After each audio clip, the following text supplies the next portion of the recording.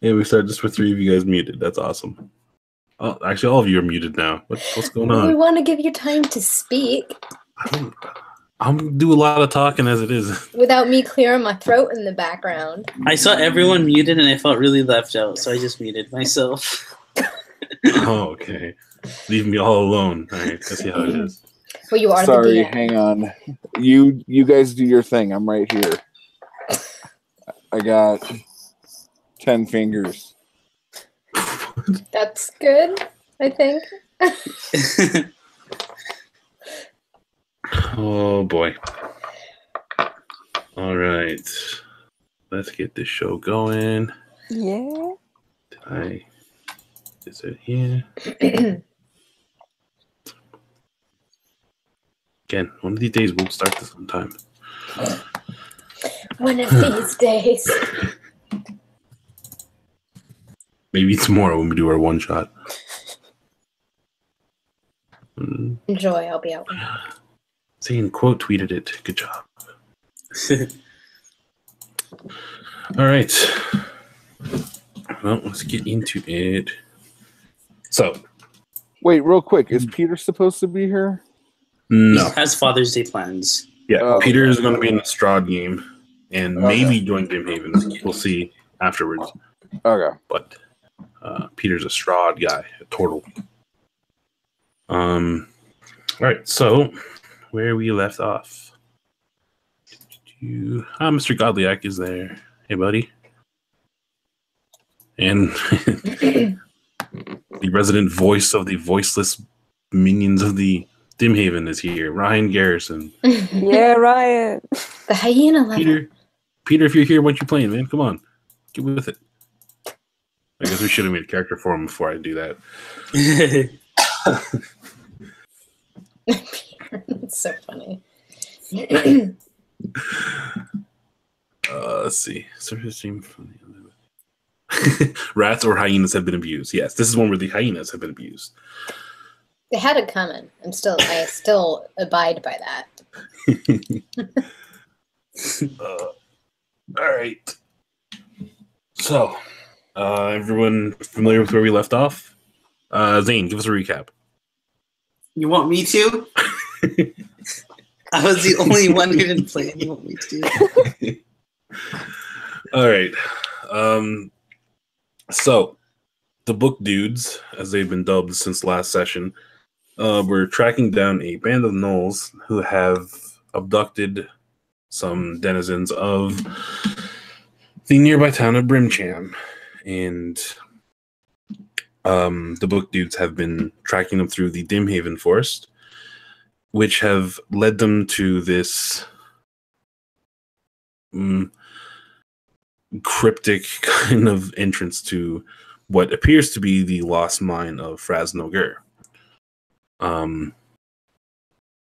Just before they were about to enter, after having a run-in with Gnoll Sentry, or a couple of Gnoll Sentries, they noticed the Dimhaven Lake has 3 figures emerging from it and slowly walking in the direction of the adventurers. So, Aisling, Honey Badger, and Jackie, give me perception checks to start this off. Okay.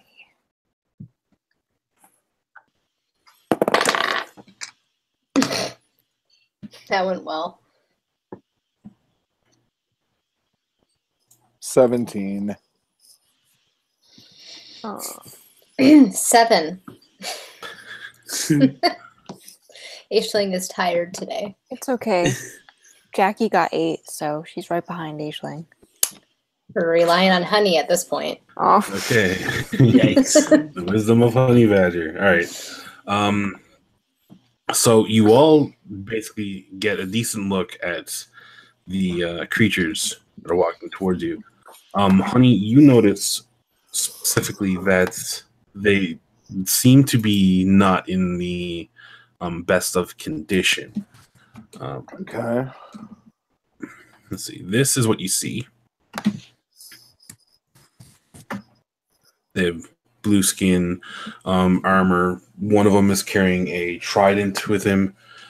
You can see the picture, right? Yeah. Okay. So yeah, there's one wearing a with a trident. You see another one that looks fairly similar, with a morning star and a hand crossbow in his hand, and then there's a female with a quarterstaff. Honey, you noticed, like, again, most of them, except for the one with the trident, is actually like, the female is kind of limping and hobbling along. The one with the morning star, you can see gashes and like bruising and blood and such. So these three entities are kind of coming out of the lake, but again, not looking in the best of conditions. So, what would you like to do? Hey guys, these things coming up at us do not look to be in the best of condition. I say we attack them immediately. No. Wait, is this Honey Badger or the baby? No, the baby just would have went. Sorry. Is there something you guys think we should do first? I think we should hail them. Okay. And see if they need help. Open a channel number 1. Sorry. That's the first thing that came to mind. Engage. Yeah, that was good. That was good. All right, sorry. Oh, dear. Sorry. So what action would you guys like to take? Hey, that was me. Filming them. All right. So the male with the morning star like looks up as if just noticing that you guys are even there, and kind of acknowledges that he hears your call and kind of calls back, but you can't really make out what he's saying, but it seems like a greeting. So is it like a different language or No, it's just quiet. It's like probably oh. more to do with distance than anything else. Okay. Jackie is going to wave at them.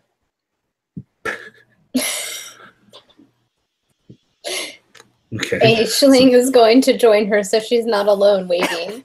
It's less awkward if there's two. Okay. So Milo, you amongst your two brethren here, after having a pretty colossal battle, lost a couple of friends, you see these 3 creatures just staring at you. 2 of them, one really tiny and the other one really slender, just waving at you, and you're not sure what is going on at this point. Milo approaches. Sorry. Milo approaches and says, "Greetings, Earthlings." Hey. Sup, fish creature man. Person thing. Oh, you're the one with the morning star? He's the one with the trident. Oh, Yeah, I'm the trident. I was gonna try to kill the one with the morning star and take it. Oh, I didn't tell him that. I'm like just thinking this in my head. That's a great first impression, honey. Where are you 3 headed? We're going down in this hole. You guys want to come with us? That's what she said. The woman of the 3 Tritons pipes up and says, I really don't think we are in any condition for a battle at this point. Milo, attack him, guys. You're okay, but I think we need to be heading back. Well, we could all take a nap. Gosh, you're coming on a little too strong. The woman looks at the other Triton and is like, is she coming on to us? What's going on? Buy it. I hope that they look like Greyjoys. They look like creatures that didn't survive the drowned god's blessing. It's all blue. Oh shit. Wow. And then it got awkward real fast and we see all this stood there and coming. stared at each other. Milo says, I will go on with you three. What about your homies? They need to take rest. You hear that, Jackie? The one, Maybe you could ask if you could touch their instrument. the one with the morning star, kind of stands up and tries to make himself like look, I guess, larger than he is. And What are you, a pufferfish? kind of same concept, but more like puffing his chest out. Okay. It says, "What exactly are you beings doing?" Well, we're gonna go down in this hole because we're looking for some peoples. We're gonna have to fight some gnolls. That's what we're guessing. We're gonna go kick ass and take names. Would you like to join?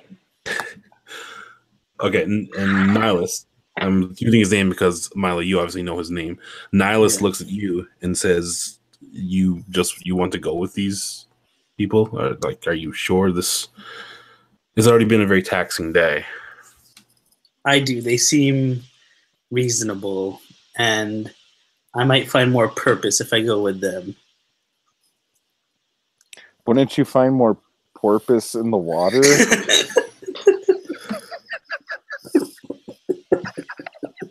I feel like you should take some kind of psychic damage for that pun.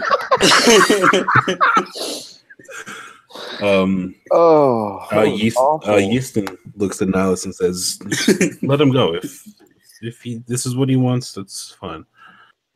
We need to go back and report on the battle." You guys have been in a battle? We have. Were you fighting that water dragon thing? Yes. No, we weren't. No. No, Zane. He's talking about the sea serpent the big on, one on the map. Oh, yeah. No. But Nihilus explains that they were tracking down a young dragon turtle. A dragon turtle? Yep. Which, when it's full grown, it's like the size of like a full galley, like a huge ship. But it was a large battle. They lost a couple of members of their unit, and now they're returning back home to kind of report upon it. Wow, there's another Greyjoy who lost his unit. Okay, you get points back for that. Yeah. Hey, Navalus, do you want a Ramshambo for your Morning Star? Damn it, I said it wrong. And you said I was coming on too strong? Yeah, that sounded bad. It's Morning Star the whole time. It's no worse than Peter's pun. What's the purpose of life? Peter.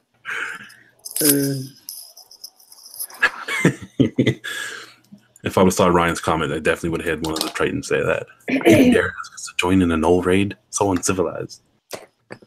That sounds like something like that. But no, Nihilus sheaths his Morningstar, puts back to his belt, and again looks to Milo like, if you want to continue on with your adventure or so, sure. But we must be getting back. We're gonna have pancakes. With that, the two of them go and they basically kneel or sit down at the bank of the water, and just rest there for a bit before returning into the lake.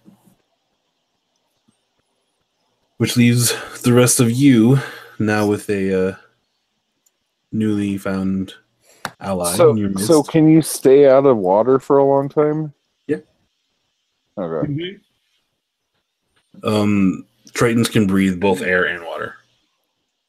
I can also swim really fast, so if we need to swim at some Their point. swim speed is as fast as their land speed.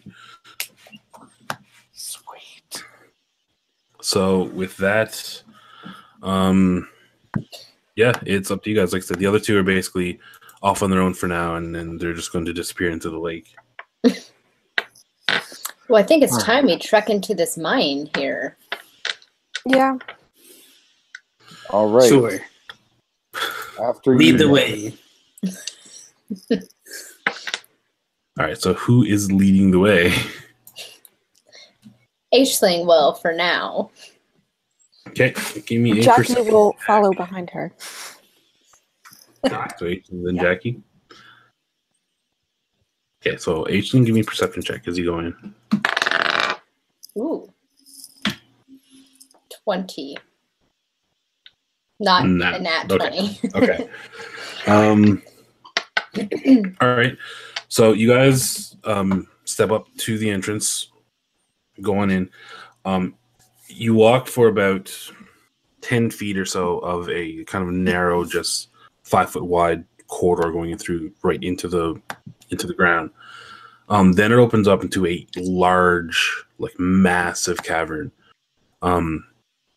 The path you're on is still only about 10 feet wide, and it like hugs the wall of like a cliff, but it's a huge, massive, like dugout hole. Like you can't see the bottom of the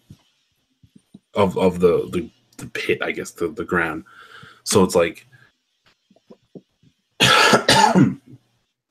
you have a path that literally goes straight and then curves to the right, just hugging the wall, and like an empty abyss immediately to your left. It's you can't see like the sides of it or the ground. The ceiling goes up about, say, 30 feet or so.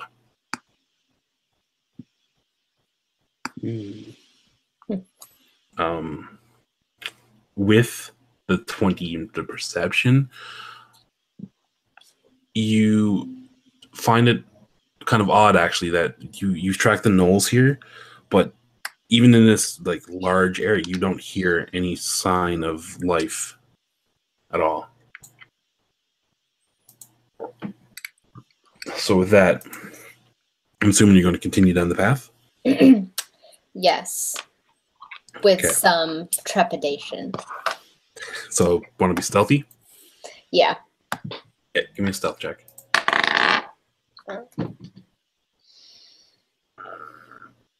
18. Wow. Okay. And you're going off ahead of them, everyone else, just for a bit? Yeah. Just gonna scout it out a bit. Cool. So you traverse up the path. It goes about another 20, 25 feet or so before it curves to the right. As you round the bend, you see that you leave like this giant like abyss of an area, and the tunnel goes into, again, another rock cave where you're looking at like a 10-foot high ceiling, 10-foot wide like pathway. You go in there. At this point, there's no longer any more light sources. So how many of you have dark vision? Me. I don't. So Raphael, Milo, do you? I don't. Nope. But I do have a cantrip that projects lights. Oh, dancing lights. Yeah, dancing lights. Can I use that? Yeah, yep. Let's see. So the only one with dark vision right now is Honey Badger. Yep. I don't. Aisling Yep, doesn't have that's any. me. Okay. So Jackie, you can basically keep sending off your 3 like lights just up ahead of you, to keep path illuminated. So you're not gonna suffer too much in terms of visibility. However, it is a very bright beacon of your presence. Okay. So, assuming again you're continuing down the path, You get to a point where it splits, and you get a fork in the road. There's a path that goes to the left and a path that goes to the right. The right seems to go downward. The left seems to stay level. And there is the faint noise of movement coming from the right passage. So, Aisling, you're in the lead, so what do you do? I creep up to see if I can discern what the noise is. I don't want to, like, engage with it yet. Just want to see what it is first. Yeah, buy dinner first and get to know it a little better. Yeah. Does anyone here like know a lot about gnolls? Like, what would that be under? Let me a nature check. Like, just how like, do they live deep down in the earth? Do you want to see if Honey Badger knows that? Okay, might as well. Nature check. 6. Well, based on the fact that you track gnolls to this mine and you think they're inside, you would probably be comfortable in assuming that they do live underground frequently. It's very, very, very common. Okay. Based on that roll. Let's go downwards. Hold on. Aisling, you said you want to listen to the noise, right? Yeah. All right, so give me a perception check for that. 17. Wait. Yeah, 17. 17? Okay. You hear, like, in a far, far distance, like, very faint, difficult to hear, the faintest noise of the feral kind of noises that you've heard before, the canine snarls and such. But more prominent and seemingly more closer is you hear, like, just faint movement across dirt. And what seems like groaning, but like more of a humanoid groan, more so than a gnoll.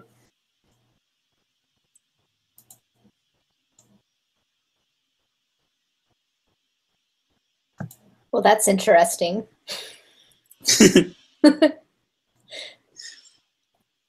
I assume I go back to get the others and see if they would like to go and figure out what humanoid this is. I'm in. You go first, though. Perhaps this humanoid is in danger. We should help him to see if he needs help. So is Aisling again taking the lead? Apparently. Yes, Aisling will take the lead. I like there's a bigger fight going on in the chat than there is in this game. You got Peter and Mr. God saying we should put the gnolls down. These guys have rabies. I'm assuming Ryan's gonna have something to say about that in a second. All right, so you're heading down. Mm-hmm. Let's put the gnolls down. We need to find these gnolls first. Okay, so now Jackie, are you gonna follow up to keep the lights on because where she can't see? Yeah. All right. Cool. So you both kind of take your time and creep down the corridor until you come across a body laying on the ground. It is dressed quite differently than what you've seen of the people of Brimchan and Readatome in general. It's a human woman, about, I would say, in her early 30s or so. Like darkish colored hair. It's kind of hard to see entirely with the lack of light. But unfortunately, it looks as though, with closer inspection, that you guys were a little too late, and she is no longer alive. Does she have sharp nails? Sharp nails? Yeah.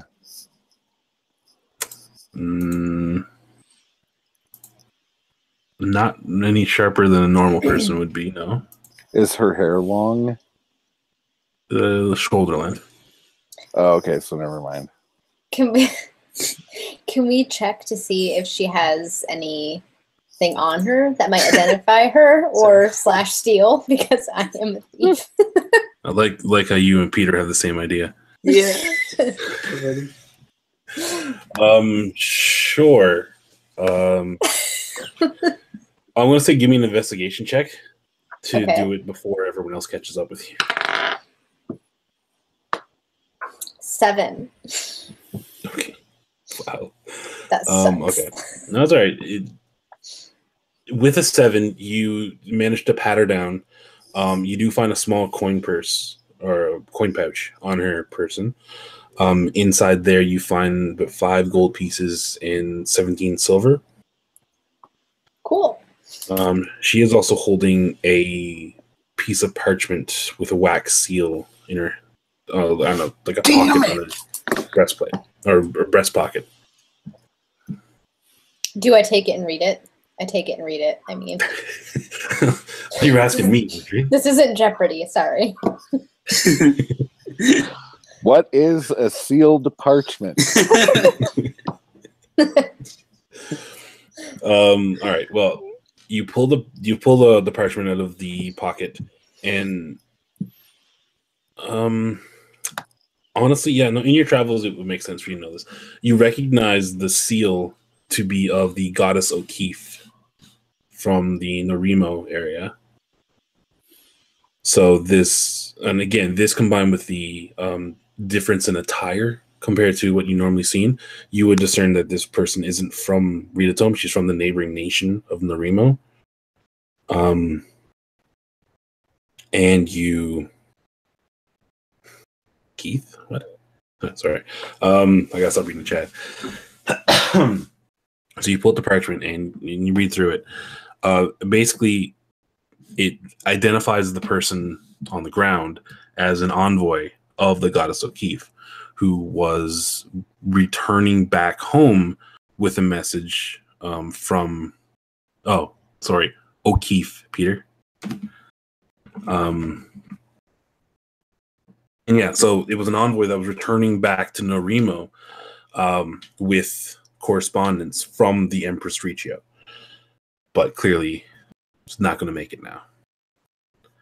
It's written in a odd form, like of either a language you don't know or encoded in some way. So the bottom of the parchment looks like gibberish and different symbols to you, so you can't necessarily read it.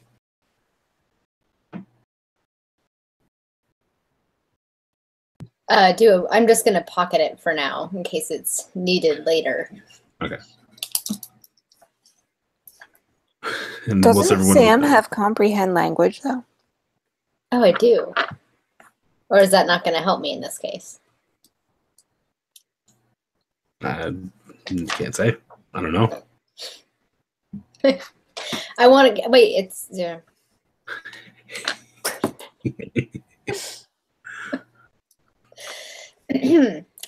I would like to use comprehend languages to try and discern the writing. So you're burning a spell slot to comprehend language? Yes. Okay. Sure. You cast comprehend language, and as you look down at the page, the text itself doesn't change, but like your perception of it, kind of the symbols start to kind of morph into a more comprehensible state. So you do get to read the gist of the statement, and it boils down to a proclamation of intent to kind of work together. It's a fairly lengthy kind of declaration, but the gist of it is that the Empress Riccio is agreeing to terms of kind of an alliance to work together to figure out what to do about the Dimhaven threat. How the Dimhaven has been spreading and getting larger and larger to the point where it is now spread so far that it is on the borders of both of the nations, and it's going to become an issue now. So they're mobilizing troops and offering up scholarly initiatives and things like this. So basically, it's an agreement of an alliance between the two nations. Okay, that's interesting. Mm-hmm. I think the Empress lady is behind all of this. We don't get along well. I trust no one but my own sovereign. Nice. Nice.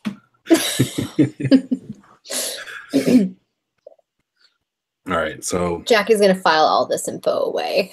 Or not Jackie, actually. Speaking for Jackie. Yeah, she's just gonna creep up behind you, read over your shoulder.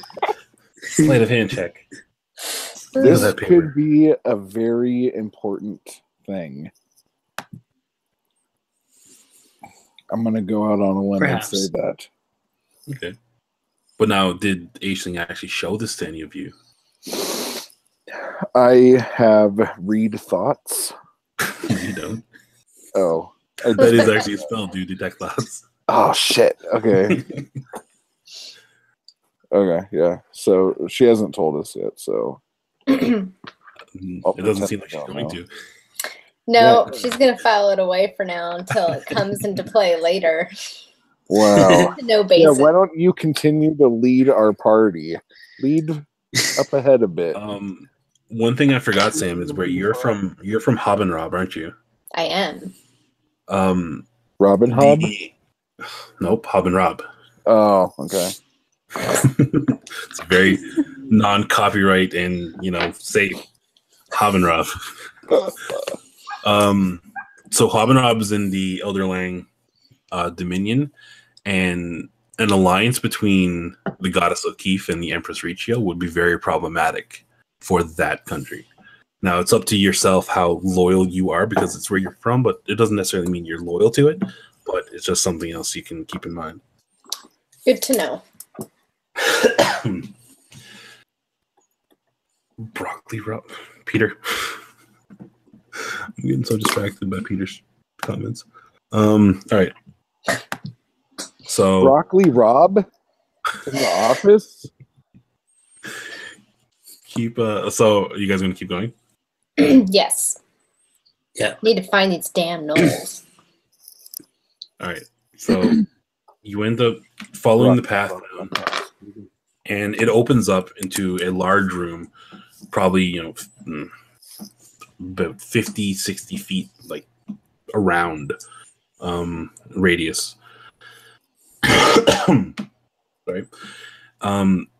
From this room, there's actually 4 different offshoots, 4 different tunnels that go off in various directions. All of them seem to have some sort of like clatter and noise coming from them. Some louder than others. The one on the far right it seems like there's like a fair amount of noise, but the rest of them, they're still like noises, but it's not like a huge ruckus. Can we see any footprints on the ground? Like recent footprints? Give me a survival check.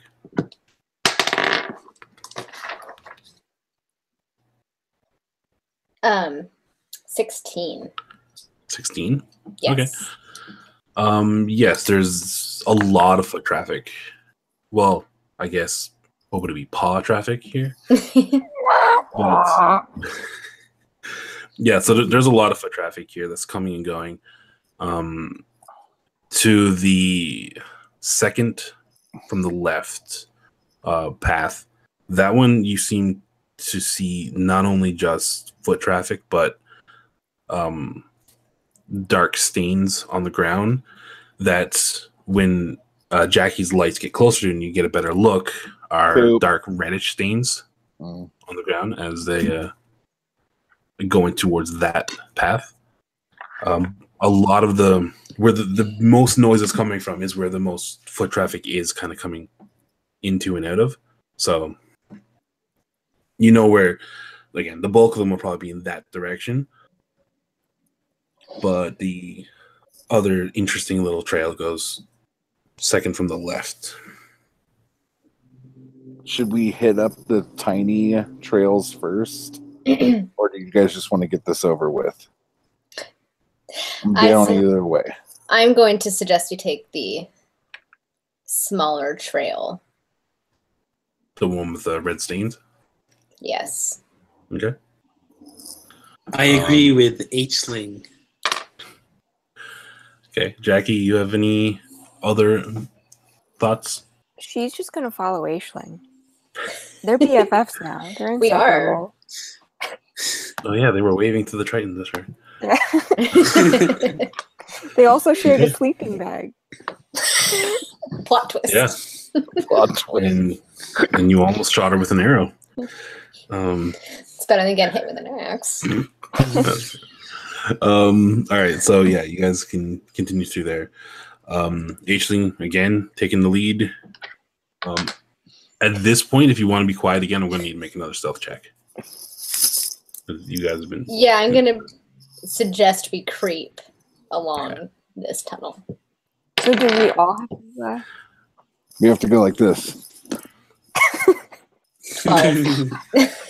Oh my god. DM, do we all have to make a stealth check?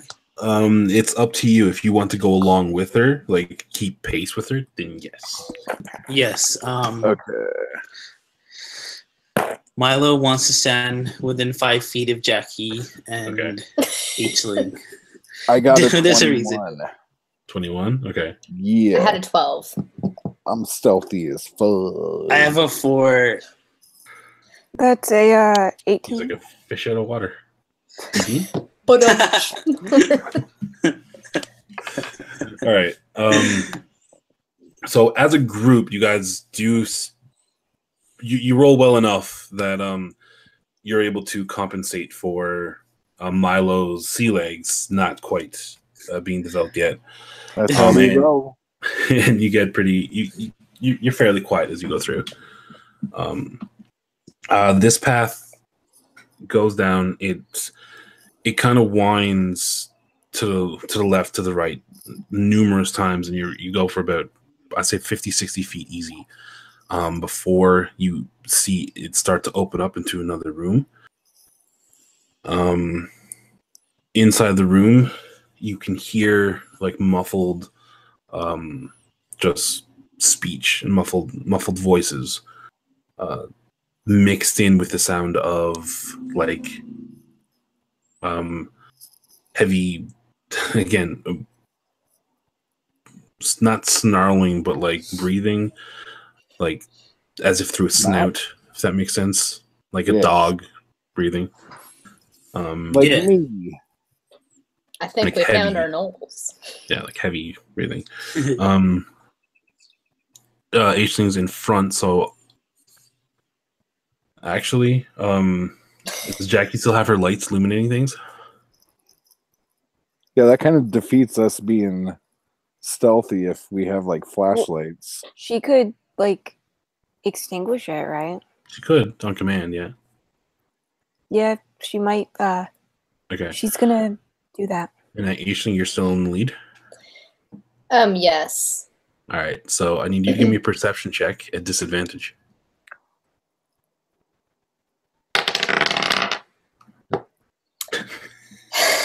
Seven. 7? Yeah. It's not horrible.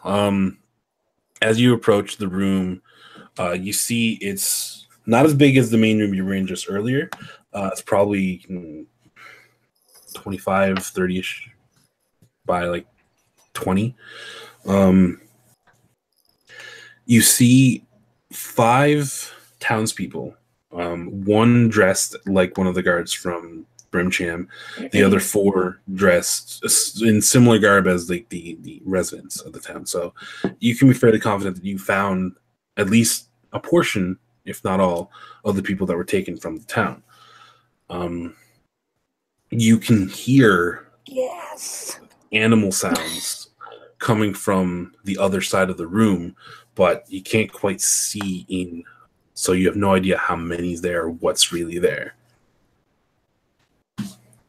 Should I run in and grab them?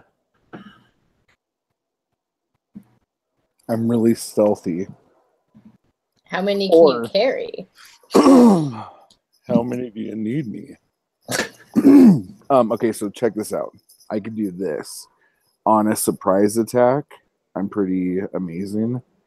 So I could cause a diversion and you guys could get them out of here. Or there seems to be a motorcycle in the tunnel. Oh, wait, no, that's more than one.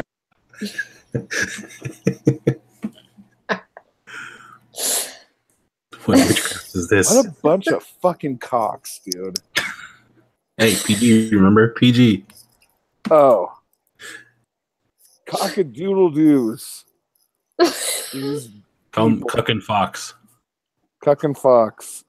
Okay, so we need some sort of plan here. Are we gonna take these guys and then like continue through the other tunnels with these people too, or are we gonna like make trips? Can we see in what condition these people are in? Not really. It is incredibly dark. Is there moaning? Perv.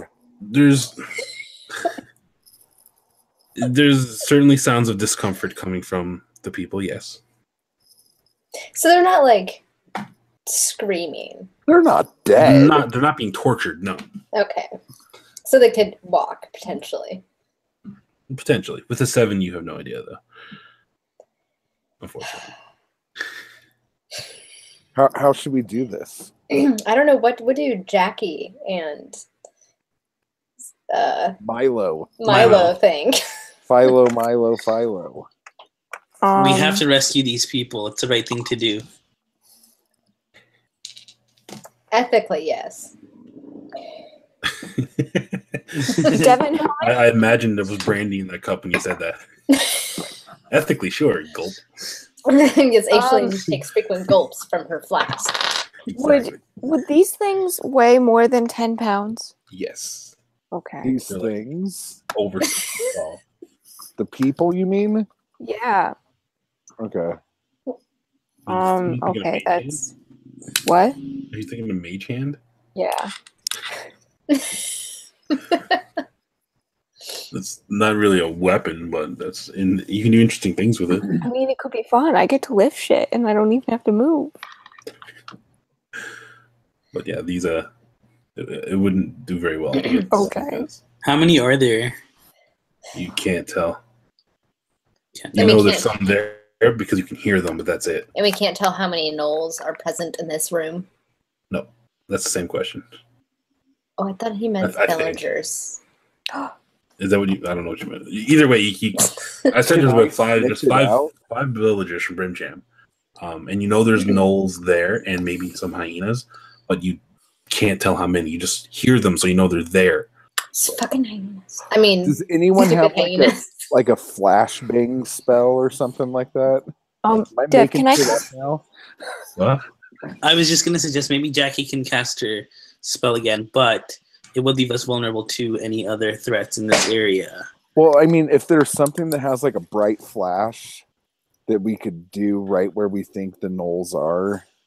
Dev, maybe can I we cast blind minor them. illusion? You certainly can. Okay.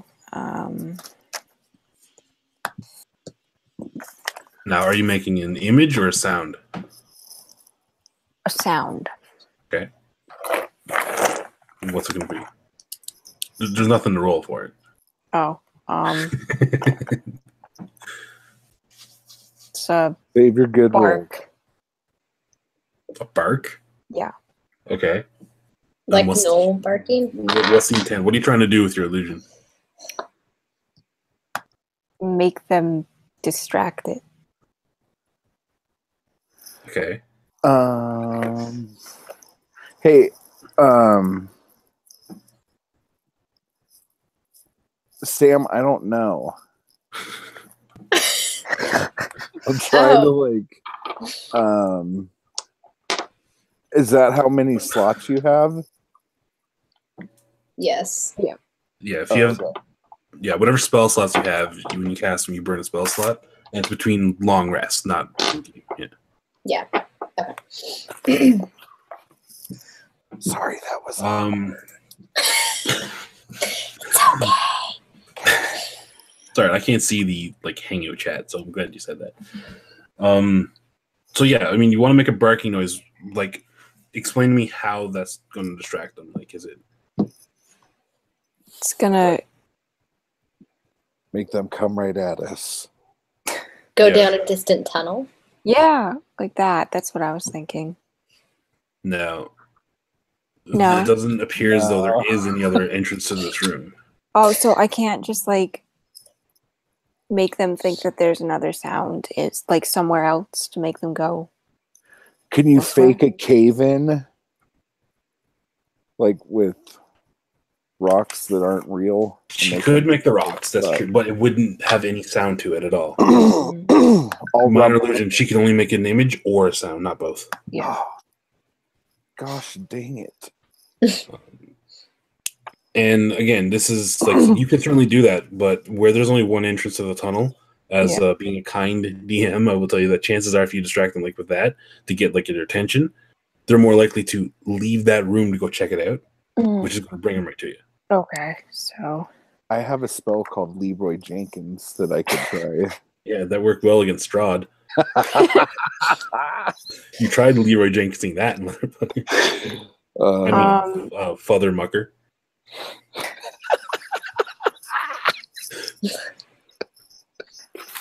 Okay, I guess I'm gonna scrap that idea. I'm sorry, guys. I'm sick. It's not a bad idea. Minor illusion is used for things like that, so it's good you're just thinking of that. But you got to try and figure out a way to use it to actually get the intended effect. With my dark vision, can I see how many there are any better than they can? You could probably make a perception check, but you would need to also make a stealth check first to get up so they don't see you. Oh, that won't be a problem. Especially with the way they're rolling perception, because they should have seen you by now, but I can't roll for shit. Can I imitate a voice, maybe? Sure. But wouldn't that draw them out towards us? Defeating the purpose. Well, that's your problem with this, is that there's only one entrance to this tunnel. Do a Joan Rivers. Okay,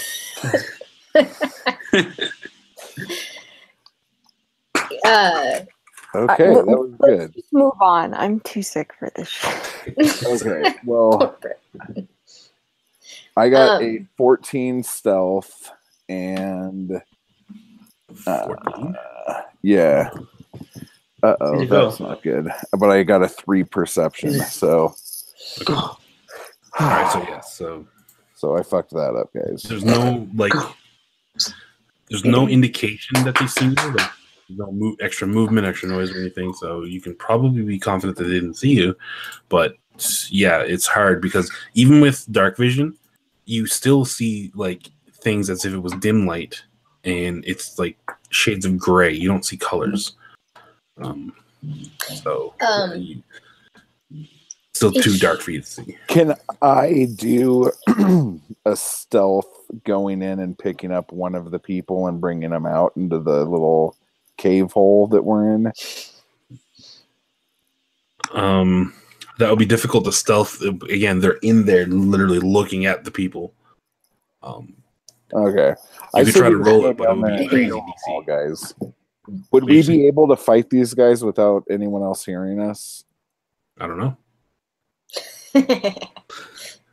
Aisling has disguise self, so would it be possible to disguise myself, make them think I'm like one of the gnolls, and convince them to let us take the prisoners? It would be difficult because you would have to be able to speak Gnoll. I have comprehend language, which probably does not. Oh, what's the duration on that? Wait, I think I speak Gnoll. No, you don't. Let me look.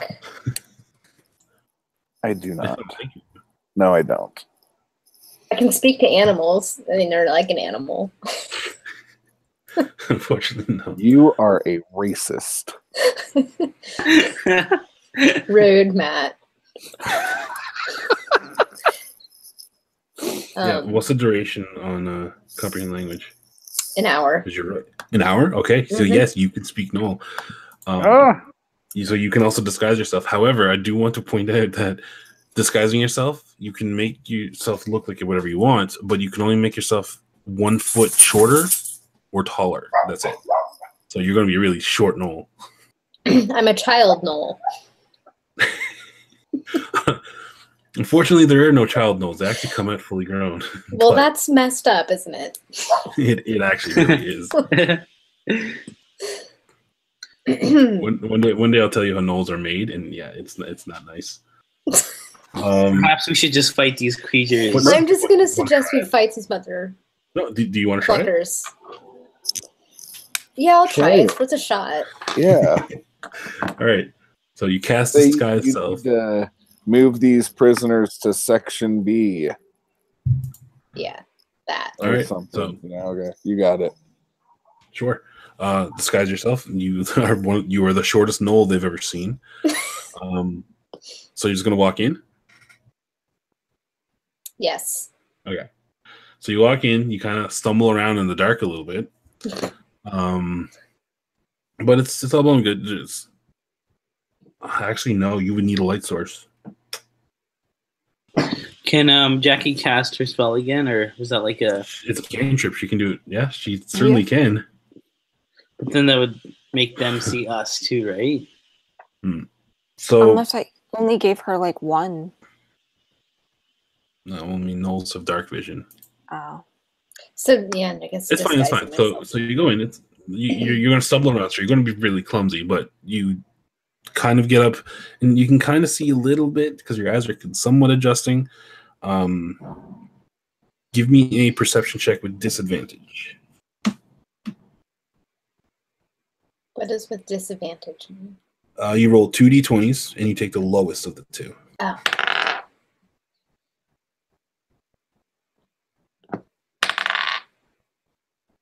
Ten. 10? Yeah. All right. It is enough. You can see that there's actually 5 Nulls here, 2 hyenas. Fantastic. 3 of them are looking at you pretty intently as you walk into the room. Well, I'm going to attempt to approach them and spark up a conversation about these prisoners over here and how they need to be moved. One looks at you and says, "Move, why move?" The boss sent me in here because he wants to deal with them personally. Give me a deception check.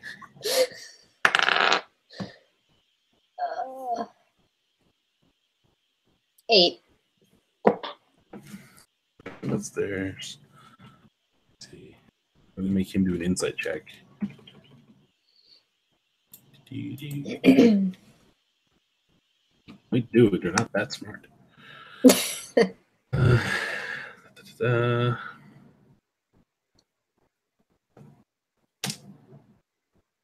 No, he rolled a 19.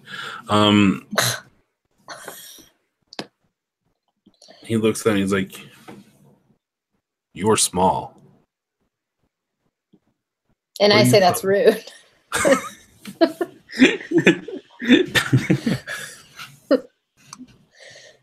Where's the boss? He's asking me where the boss is. Yes.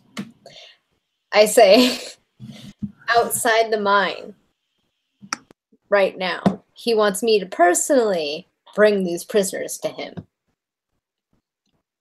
I'm gonna give you one more shot at this. Give you another deception roll with disadvantage because that's just not going very well.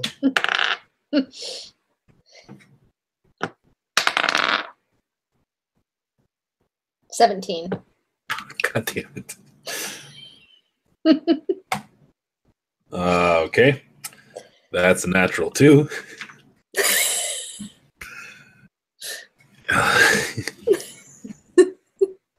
He ponders for a moment, and then one of the other gnolls next to him kind of nudges him and is like, "Man, the boss is already mad with you as it is. Just fucking go with it." In knowledge. So the one that's talking to you is like, "Okay, I'll help you escort them." I'm like, no, I got this. No, I insist. No, really. He's really mad at you, and he does not want to see your face. He'll probably kill you. All right. One last deception check, this time without disadvantage. Just straight up check. 17. All right, come on, dice, don't fail me now. Oh, that's a 12, but that's still all right. It's like, all right. Then he like puts his head down and looks a little depressed. And then he like points towards them and starts yelling at the humans to get up and just yelling obscenities and such. But yeah, they all get up, and then it's basically two couples. One is an elderly couple, one is just a young adult couple. A YA couple? Yep. Okay. Purposely use that term. The YA couple is especially emo. And yeah, they looked really confused and scared, and more so confused at the 4-foot knoll in front of them. But they do see the other gnolls around holding spears and longbows, so they don't really, step out of line. So go ahead, Aisling, you can march them out. So I'm going to take them on. I'm going to march them into the tunnel where my mates are waiting for me, and I'm going to hope that we can hoof it out of this mine. Okay. So you basically urge them on, poke the one from behind, tell them to get moving. And they start walking towards the tunnel entrance, and then they come across a bugbear, some blue guy, and a woman standing in the tunnel, and then they get really confused and a little scared. So the three of you see the people walking towards you. Milo says, "We mean you no harm. We're here to help you." Except the elderly couple. I think they might be more harm. The elderly woman is like, oh, basically, thank you. It's thank you so much. So are we just taking them out of the tunnel and letting them run home? It's up to you guys. Well, we're not going to murder them, right? Sam, give me a perception check. I thought there was a guard. You said a Brimcham guard. Yep. Sorry, it's two couples and there's a guard there. 17. But he's looking beat up. 17. Mm-hmm. As you guys are leaving the tunnel, I'm assuming you're taking up the rear because you're leading them out from behind, pushing them forward. Yeah. So I assumed you were in behind. Yes. You hear in Knowlish, wait, you forgot something. And two of the gnolls are running up to the tunnel to catch up with you. Come on, guys, let's hide quick. Shit, man, the tunnel. I don't know where we could hide. I turn to intercept them so that the rest of my party and the prisoners can get out of sight a little bit. All right. I need the three of you to make stealth checks. And it's not going to be a disadvantage because of her distraction, but we'll see. 20. Natty. 50. Okay.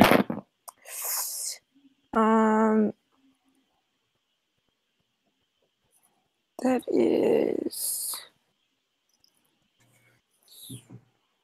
What did you roll? 9. 9? Oh, okay, yeah. So what's your dex?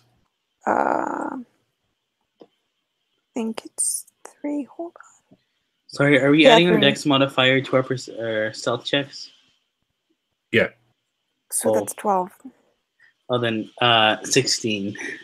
Or What did I did say? you roll, Zane? What was it? It was a 15, right? Yeah, I'm pretty sure it's 15. 15. So yeah, Yeah. a stealth check is a dex check. So you get your dex modifier on top of that, right? Yes. Okay, so 17. No, wait, do you have anything filled in like next to stealth on the box? Like, or is that blank? Oh yeah, no, sorry, I don't. Sorry guys, I got confused. No, that's Just fine. 15. No, well, basically with all the checks, when I tell you to make a check, you roll your d20, and next to the check, like stealth, you see next to it says /DEX. Yeah. So like So you add your athletics, I dex. have history. No, I don't have stealth. Yeah, if you don't have one, it just means you don't get your proficiency bonus to it. Right. But you still get the attribute. So you'll still get dex for a stealth check. You still get your intelligence for religion and so on and so forth. So you always add those attributes. Understand? Okay. Yes, I do, yeah. So yeah, you do add your dex to it. So I do add my dex modifier. Yes. Okay, so then it will be 17. 17? Okay. Yeah. Jackie, what did you say yours was?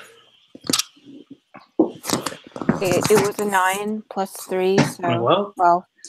12? All right. Go.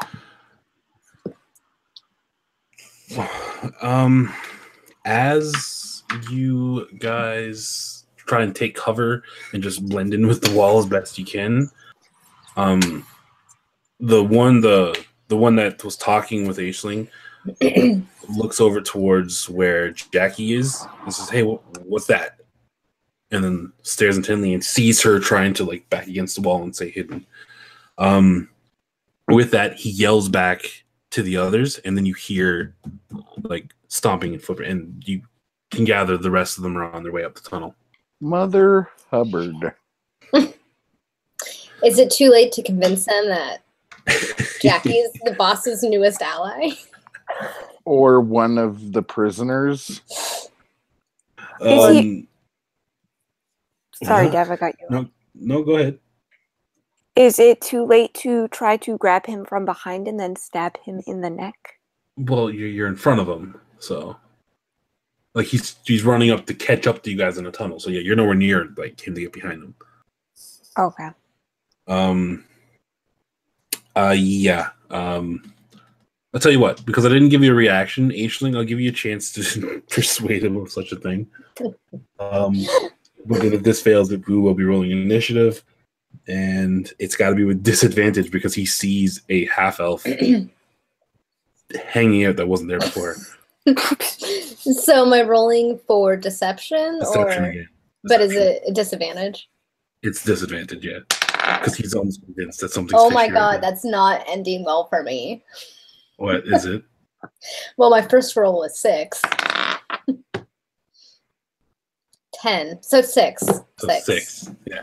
So yeah, he doesn't buy it whatsoever. He's like, little dog, lied to me. And he picks up a spear, and I need you guys to roll initiative. Oh no. Wah, wah. So yeah, so the initiative is your dex modifier as well. Okay, so d20, roll and add your dex. Fuck. Okay. 19. 12. 5. 18. Oh, okay. Aishling's 18. Then I Yes. think or Honey Badger was 12. 19. 19? Yeah. Oh shit. Okay. Let's get rid of that. Who was next? I had a 12. You had the 12. Okay. Brett had a 12 too, I think. No, I had 5. Oh. Just a little off. It's all right. Apparently, my night of rolling shit initiatives continues. Good for us. Yeah, exactly. So at this point in time, you see there's 2 gnolls, and you hear more approaching from within the tunnel. You managed to have made it about 5 feet away from like the large room you guys started off in, with the 4 branches off. Okay. But Is But there yeah. oh sorry. no, go ahead. Is there anybody coming from how we entered the mine? Okay, give me a perception check. Ooh, nat 20. Nat 20. To the best of your knowledge, you don't hear any abnormal movement coming from behind you, like coming from that way. Well, I would So- like to suggest to the villagers that they run, like they've never run before. Okay. If that's possible for them to do. Okay. The one that's dressed up as the Brimtram guard, with the armor, one of the guys that you would have fought with at the Brimtram siege. He seconds your thought that they should leave and just head home, and he looks to one of you guys. He's like, "I can help. I just need a weapon." Okay, I'll give him something. What you got? What do I have? I have a quarterstaff. Yeah, I'll give him the quarterstaff. Is that okay? Or is that pretty shitty against these guys? It's better than using fists. Is a quarterstaff a simple weapon? Is it what? A simple weapon.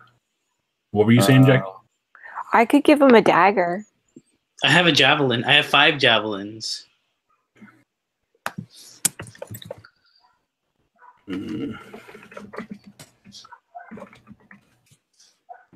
Of those, I think the quarterstaff actually is going to be the most damage. Let's see.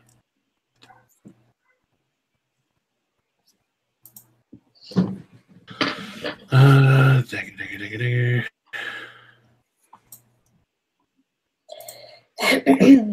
I do have a couple questions real quick. Go for it. One, how many gnolls and hyenas are there again? Right now, 2. you see Yeah. 2 gnolls. That was foreboding. 2 gnolls, and is there 3 hyenas? Did I hear You that don't right? see any hyenas. Oh, okay. Oh, then we got this. But you know there's more on the way. You hear them stomping up through the tunnel. Oh, okay. So how many were there in that room? That's up to Aisling. She's the only one that saw him, I believe. Okay. And then my second question is, I have 2 short swords. If I were just using my 2 short swords, would I get attack and a bonus attack? Well, yeah. If you're using 2 light weapons, you can make an attack with your bonus action. It's just you don't add your strength modifier to it. Okay. Sweet. Good. But yeah, he says the quarterstaff would be great. Okay. I pull it out of my sack and toss it to him. You said sack, right? Yeah, it's a big sack. Okay. So he Like grabs it Santa and Claus he up in prepares here. for a fight. So I'm going to roll his initiative. Great. I rolled a 5. Yeah.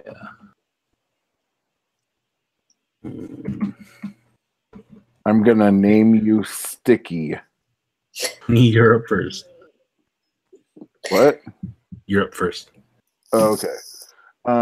So I guess I'm going up to the closest one, which is the loudmouth one, right? That the boss doesn't like. Sorry? Okay, we'll go that one. Okay. Okay. Let's see here. I rolled a 16 plus 5 is a 21. I do believe that hits. All right. And then with my one hand, I get a 8. And then I just roll for my bonus action. Yeah, 8 damage. Yeah. So make another attack. Oh, do I do an attack roll for the bonus action? Yes. Oh, okay. You can make a second attack with your offhand is what you're doing. Okay, so 17 and 4 damage. 4 damage. Okay.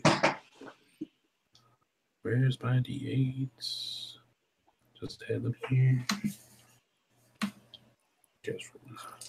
Do I get my surprise or no? They're not surprised. Or Nah. yeah, no, it's not even engaged because you technically you had to move up to him because he didn't make it to Aisling yet. They were just like running up and saw her. If I yell surprise when I attack, is that surprise? No, fortunately not. Okay. All right, so that was 12 damage total, right?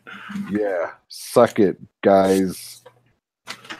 All right. Surprise. Okay, so yeah, you realize what's going down. They're not buying into Aisling's bullshit anymore. No, that's unfortunate. it was a good try up to that point. Yeah. So you take the initiative and charge forward towards them right before they reach Aisling, and you swing. What was your first weapon? Short sword? Both short swords? They're both short swords, yeah. So you come in and you swing like right, left. Both of them like slice an X in the gnoll's chest. Causing it to shriek out and not be very happy with you. Which shocker. Are they ever happy? I mean, let's be real. No, I actually use that term a whole lot apparently. But I'm pretty sure no one is ever happy with me in any of these games, whether they're on my campaign or not. Well, it depends on some of your life choices. Which brings us to Aisling's turn. How close is the one that Matt just hit to me? Is that the closest? Yeah, about 10 feet. He like literally jumped in front of you and engaged it before it could hit you. I am going to attempt to run forward and stab the mofo to the heart. Okay.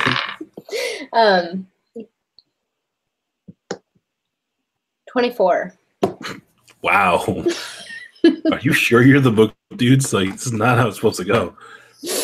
Kicking ass and taking names. That hits.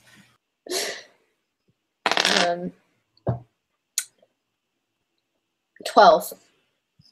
What? Wait, sorry, 8 for damage. What did you roll? 4. My dex is 4. So Okay, that's yeah. 8. Yeah. That's 8. Yeah, you pierce him through. You miss the heart. It goes just north of it, like just above it, but it goes right through his shoulder and out the other side, like pierces right through the body, through the armor, through the shoulder, out the back. Mofo. Causes to reel back in pain and still stay composed, but it's like every breath is a chore right now. He's not looking good.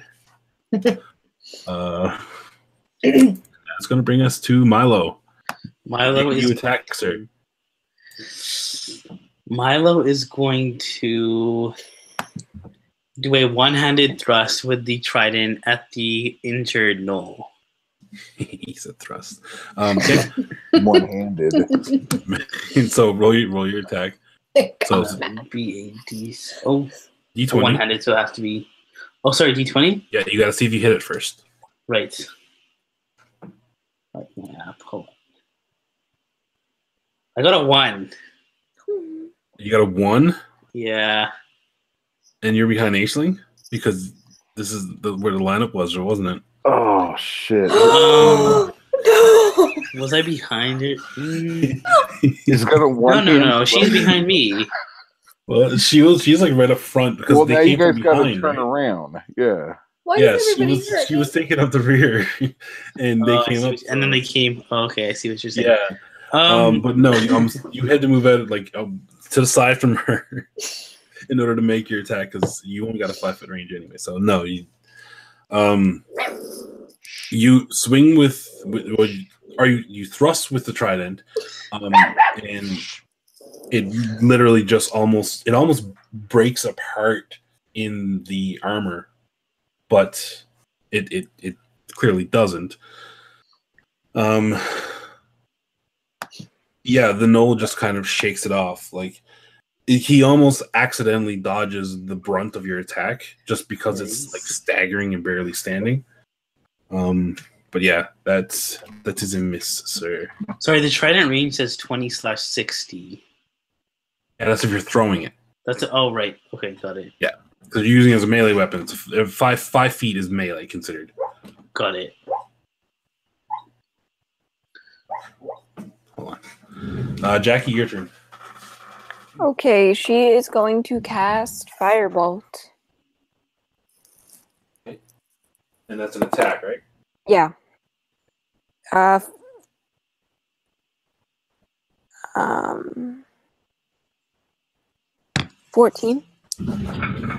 14. Hi, doggo. What did you roll? I'm just curious. Oh shit! I rolled a 14, so I forgot to add the modifier. Yes. So that's a 2, I think. Trying to remember what character you are. You're sorcerer, Jackie. so it's charisma. Yeah, charisma plus proficiency. Oh, okay. So it's 14. 14 plus 8. 2 plus your charisma. So yeah, that does hit. So Okay. you unleash a fiery inferno upon the mole, and roll your damage. Okay, that is.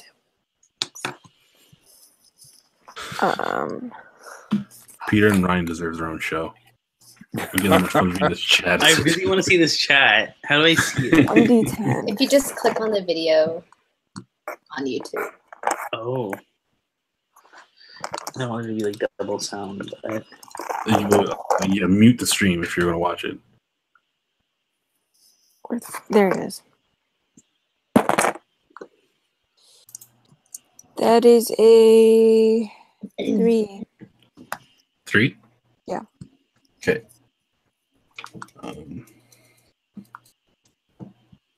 No. Oh. Stupid pencil. All right.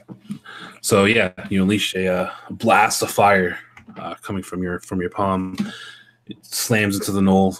It almost cauterizes the hole in its shoulder from Aishling's attack, which again causes it to just shriek in pain. But it's still holding its own. And that brings it to our little soldier's turn. Sticky. He actually rolled a 16. Hell yeah. wow. It is a kit because it's Fantastic.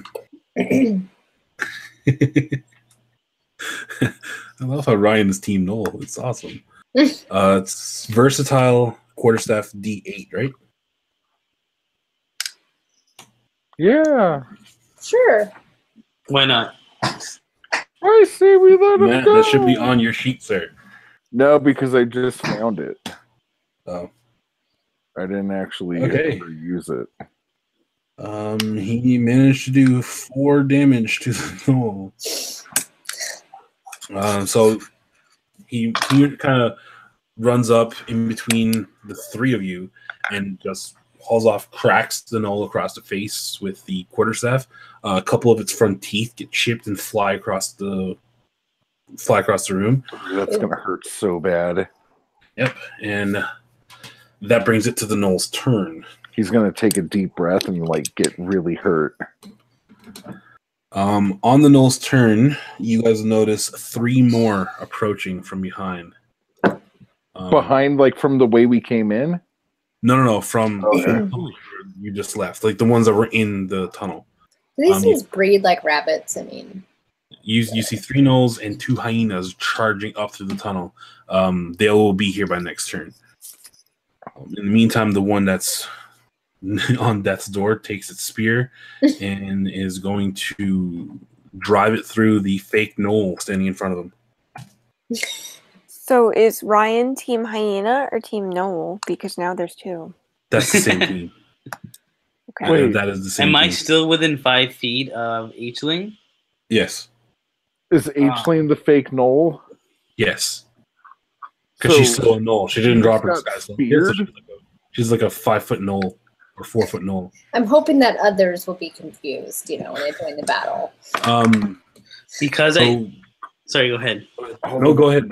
I was doing gonna your say, fighting style, right? Because I have my shield in my hand, I can impose a reactionary move, and I think I need to be 5 feet, which I am. I can impose disadvantage on the attack. Okay. I'm glad you remembered that because I rolled a natural 20 on that attack. Oh, she So you would have to roll again? dead. I got to roll it again and take the lowest. All right. 16. Damn, That's still. still bad. But that's okay. The damage is 16? No. 16 is the hit because of Zane, Milo gave the attack disadvantage, so my natural 20 didn't happen. So 16. High five, Milo. So I can't remember what your AC is. Does 16 hit you? Yes. Barely, but yes. Oh, shit. Uh-oh. Oh, wow, she really got hit. And she's done. So when she comes back, she takes 5 piercing damage from the spear connecting. And the other knoll is going to take will take a thrust of a spear at You good, Sam? Honey Badger. Yeah, just dog kerfuffle. Oh. Okay, that's a 15, Honey Badger. Honey Badger? Honey Badger, yep. I know. No. Was that actually Honey Badger? Does 15 hit you? Yeah. God damn it. I know. I'm upset too. That's 8 piercing damage, sir. 8 piercing damage. Yep. Sir. But then Let me see. then it's the hyena's turn, and they just move up. Goddamn. So the hyenas just charge into place and make it up to the combat, but that's all they have time for. Well, I just dropped dead. You're down? Yep. Oh, wow. Okay, so, Honey, it's actually your turn, so I need a death saving throw. How come every time I'm about to get killed, it happens right before my turn? 12. 12 is a success. So, that's 1. That brings us to Eastling's turn.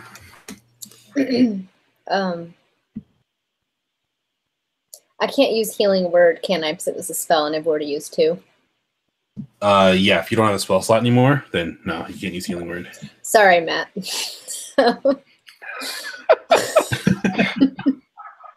I'm going to try and put this knoll to sleep. The one that's on death's door. Wait, actual sleep, or are you trying to kill him? Kill him. Like, I was making a dog, Okay. Oh, okay, yeah, put him down. It was a nat 20. Okay. I believe we're doubling the dice for it. So yeah, so roll your damage and double it.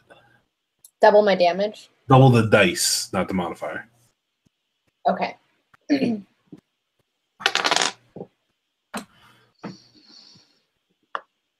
11. 11? Yep. That'll do it. Woo. 1 down. Damn. Only 500 to go. You stab him through the heart like you tried to the first time?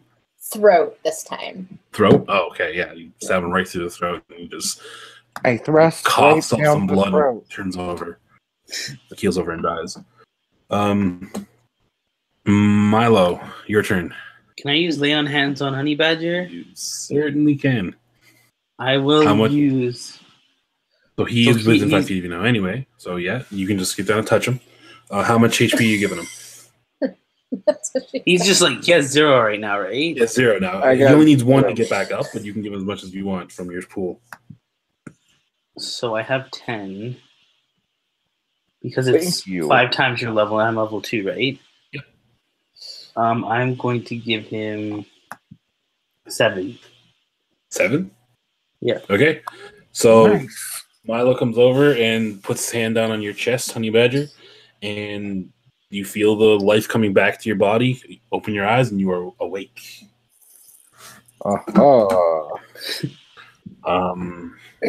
Jackie, that brings it to your turn. So right now there's one gnoll and 2 hyenas that are in range of everybody in melee, and there's 3 more gnolls that are moving up and will be able to attack next turn. Oh, Okay, I'm gonna take a dump. stab at that hyena with fire. Or not. Maybe. It's a 9. I rolled a 9. Okay, and it's firebolt again, is it? Yeah. So you're adding your charisma and your proficiency modifier. Yeah. So that's 10, 11, 12, 15. 15 is just enough to hit. Okay, so Wait, you said the gnoll, right? Yeah. Okay, yeah, No, yeah, hyena. just enough to. Oh, hyena, that definitely hits. My bad. Roll your damage. Okay.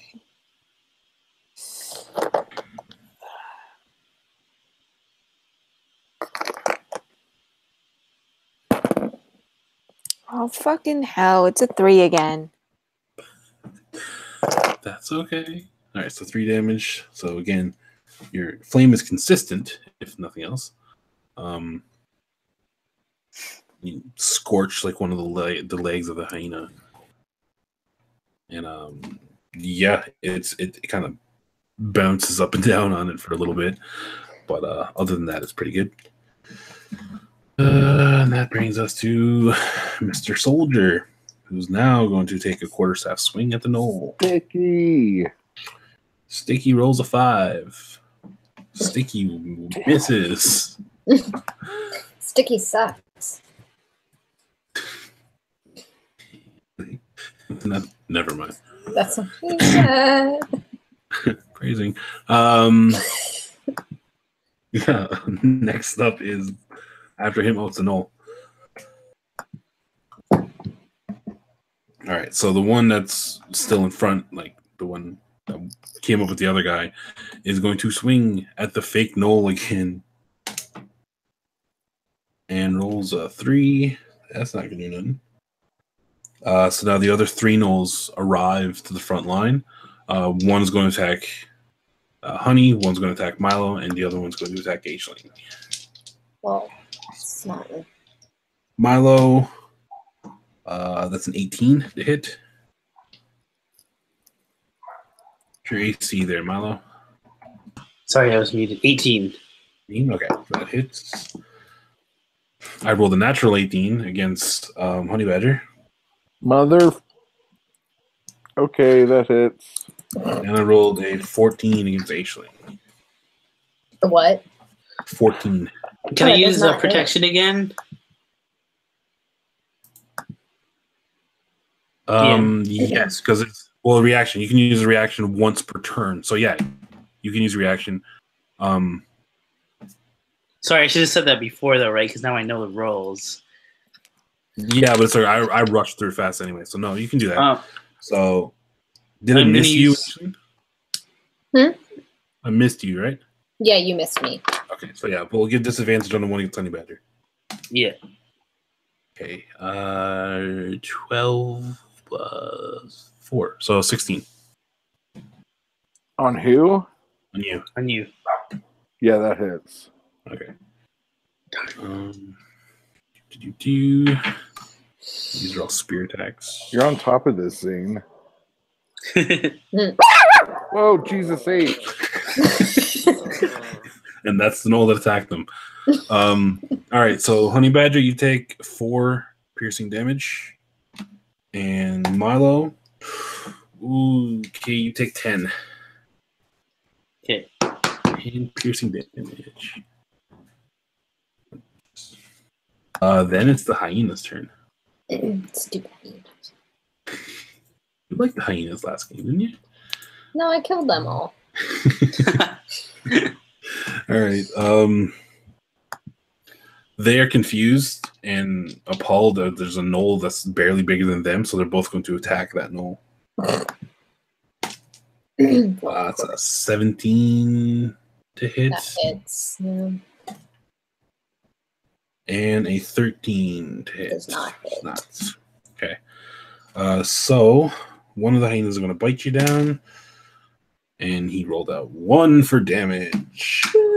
Barely touches you. And the other one just misses it.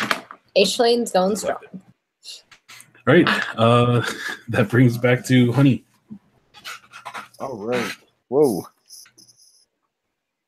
Okay. What's the closest thing to me? There's a knoll right in front of you that just hit you.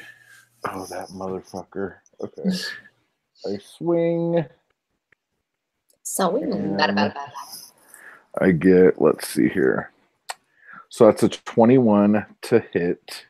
Cool. The knoll's not happy. No. It's ground. And so let me see. The damage on that would be 7 as soon as I'm done. And then for my bonus, 11. I'm just imagining the knoll making this noise. I know, it's freaking me out. So 17. That hits too. Okay, and 3. Okay. So again, 2 mighty swings. You carve chunks out of it, but Yummy. Did I freak you out? But yeah, that brings it to Aisling. How close are the 2 hyenas together? Hyenas? Yeah. They are. They're pretty much both engaged with you right now, so like adjacent to each other. So I would like to attempt to slice my rapier like across both of them, like in one swing, if that's possible. Unfortunately, not. Well, that sucks, doesn't it? Okay, I'm gonna try and stab the closest one in the throat since they're like of a height with me. It's a nat 20. Jesus. She's killing it. All right. So is that the one you already hit, or is this the other one? What's the other one? Okay. Sorry, you didn't hit the other one. I didn't. Yeah, it didn't hit either of them. Jackie flamed one of them in the past.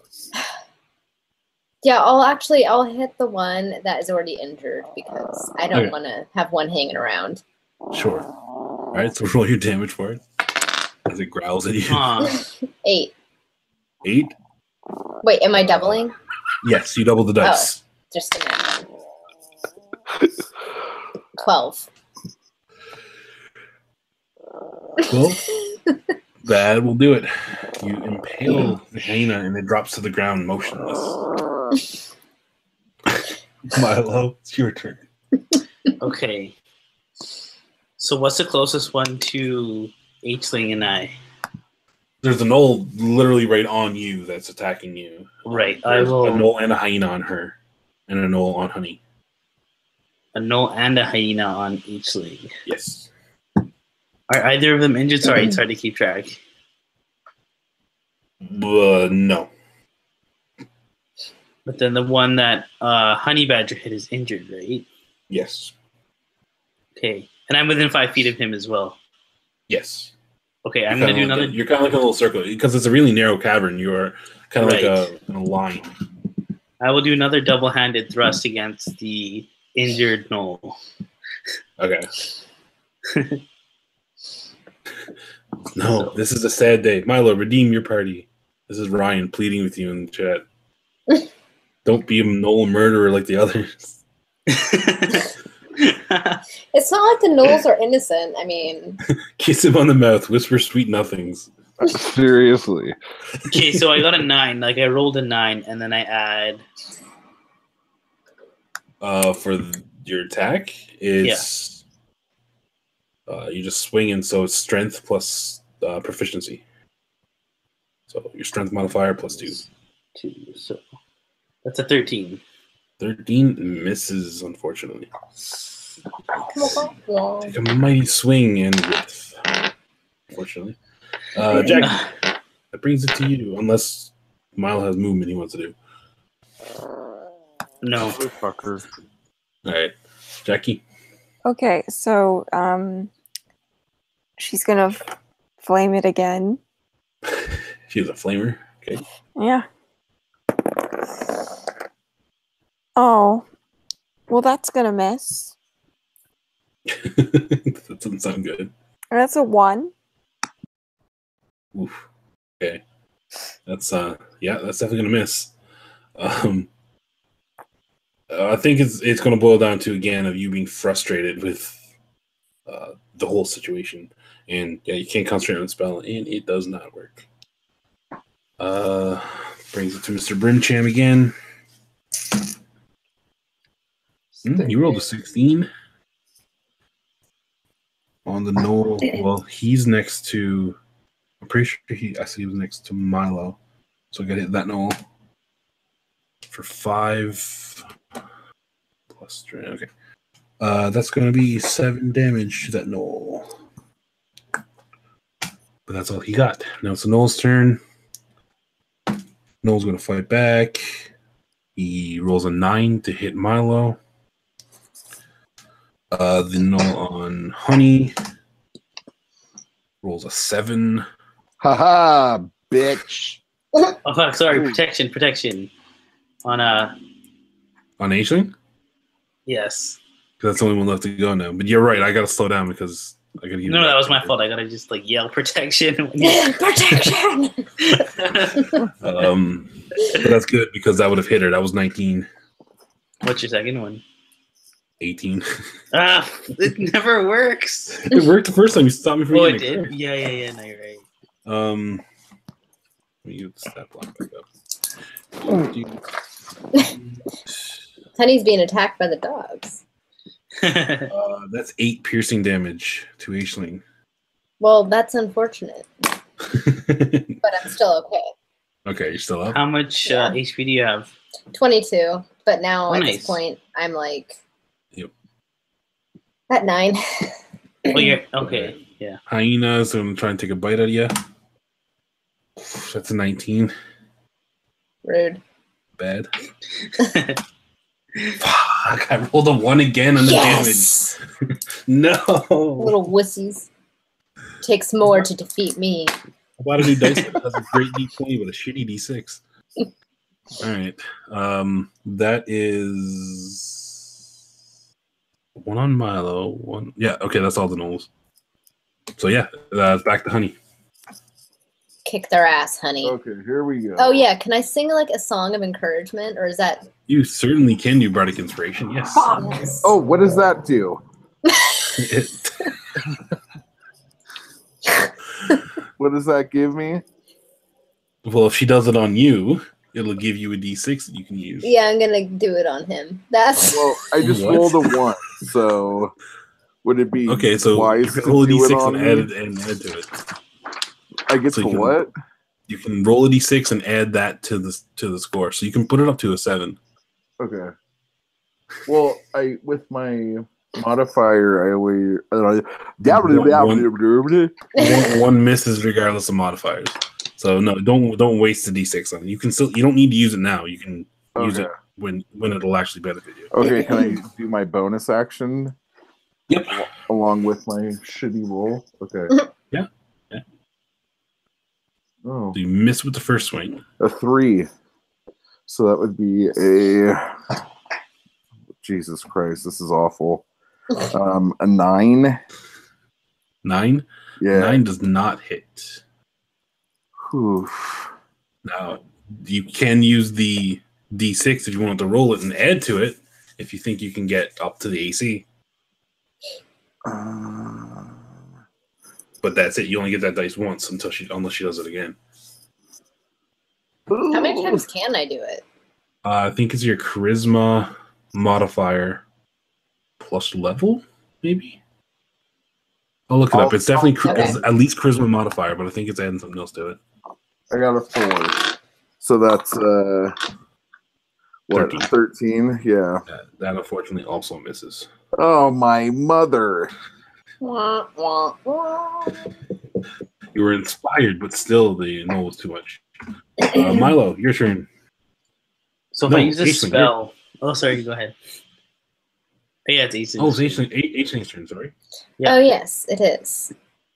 So I'm assuming I'm close to the knoll that is attacking Honey, since it's I'll such a sing you a small song, space. too. Yes.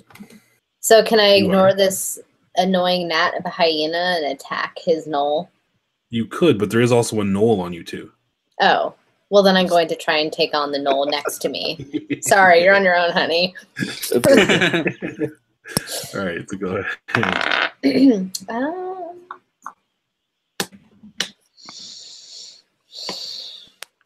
Sorry, I had a brain fart. 15. 15 is just enough. Yes. 11. 11. Yeah. All right. I can't tell if it was a good or a bad laugh.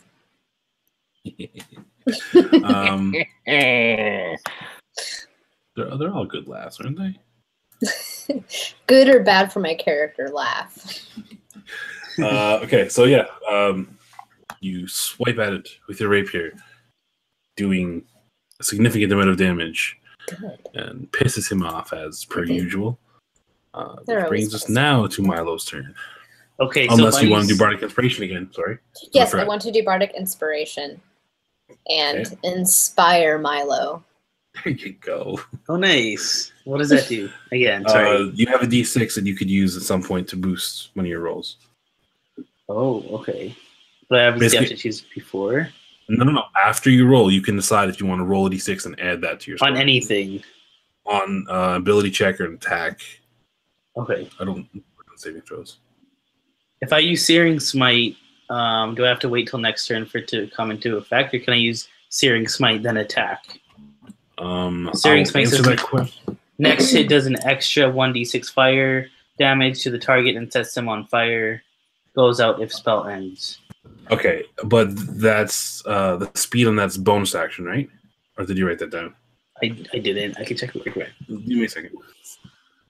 If it's a bonus action, you can cast it and then do an attack. So then, yes, it'll be this turn, which I'm pretty sure it will be. Spells like that usually are.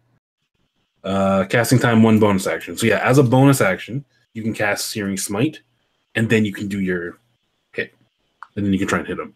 So yes, you can. Do But it that all hit in has one to go through. Like I need to roll above the AC, right? You do, but Right. Okay. it's. I'm gonna use. Yeah, I'm gonna use Searing. Oh, I have 2 spells. Yeah, I'm gonna use Searing Smite on the knoll that is closest to Hling. Not the one on you. Well, the way I see it, there are 2 on Hling, 1 on me, 1 on the bee, or not the bee, on Honey Badger. Yeah. So Well, it that's makes good. sense to get one of them Yep. out, so there's not 2 on 1 person. So I'm That going to makes use Searing Smite, and then I'm going to roll for my attack. Okay, sorry, one more time. 15 plus my... 15. Well, you're rolling your attack now, right? So it's just a roll, right? Yeah, like Searing Smite, you cast it. There's no roll for that. It's the next time you hit, it happens. Right. Okay. So when I'm trying to see if it hits, it's just that roll, right? Yeah, you're rolling a d20, and you're at like as if you were just doing regular attack. Yeah. So d20 plus your proficiency plus- Bonus? Yeah. So that's 17. 17 hits. Yes. Great. Kick their ass, Milo. So do your regular damage, which for the trident, that's what, d8 we said? D8 if I'm using it 2 hands, but I'm not. I'm only using it one-handed. One-handed? Okay, so it's a d6. Yeah. Roll your d6 for your trident, and you add your strength to it. Yep. Strength modifier. I'm gonna use. No, I'm not gonna use it. Okay. Yeah. So that's a 4. Okay, so 4 plus your strength. No, 2 plus my strength. So 2 plus 4 your strength. total. Okay, and then because you did cast Searing Smite, you do get the 1d6 of fire damage. So go ahead. So Roll that's another D6. 4. So that's an 8 in total. 8 points. And that then was the it's set one on over- fire. Okay. Which means you have to make a saving throw. On a fail, you take 1d6 fire damage. If it's successful, the spell ends. Another player can use. You know what it does, right? Yeah. Well, I got it up in front of me now. Okay, great. That is a very good spell, sir. Yeah, I like it. Done. And after Milo, it is Jackie. You've been quiet. Yay, my Do you have turn. any spell slots left, Jackie? I think so. I don't think I don't I've think you used used any. Yeah. Oh, sorry, guys. What were you saying? Let me take a look at them. You know, can I cast or I guess I have to roll for it, but chromatic orb? You certainly can. Dramatic orb. Chromatic. Oh.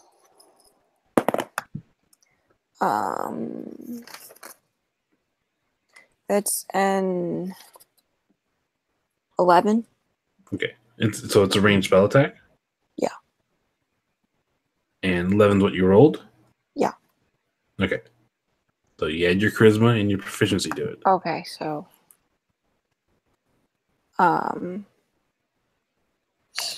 charisma, so 11, 12, 17. Okay. And with chromatic orb, you have to decide what kind of damage it is. So acid, cold, fire, lightning, poison, or thunder. Lightning. Lightning? Okay. So 17 hits. Which one are you hitting? The one that is attacking Aisling. Okay. So go it up 3d8 damage. Lightning. Okay. So that is a 4, Mhm. a 6, and a 5. Nice. Okay. You Emperor Palpatine it and shoot like literally lightning bolts into this knoll, and you see parts of his inside, like his chest, just kind of like burst out. Aisling gets basically knoll viscera all over her face, and he just drops to the ground.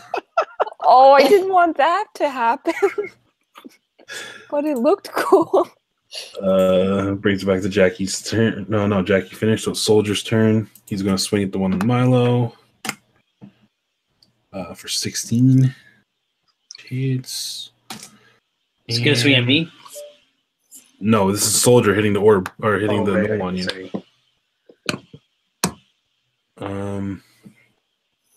D8 for that. So yeah, so it's 9 damage on the one on you. Okay. That brings us to Noel's turn. They are going to attack their prospective people. One on Milo. That's a 9. I'm going to use protection on... I can't use it on myself, right? Yeah. So on which one? On the hyena or the knoll on Honey Badger? I'm going to use it on... Sorry, I'm going to use it on hyena? Honey Badger. Yeah. Okay. So that's a 5. Then the last surviving hyena is going to swing at Aisling with her bite for 19. Damn it. Should have used on Aisling.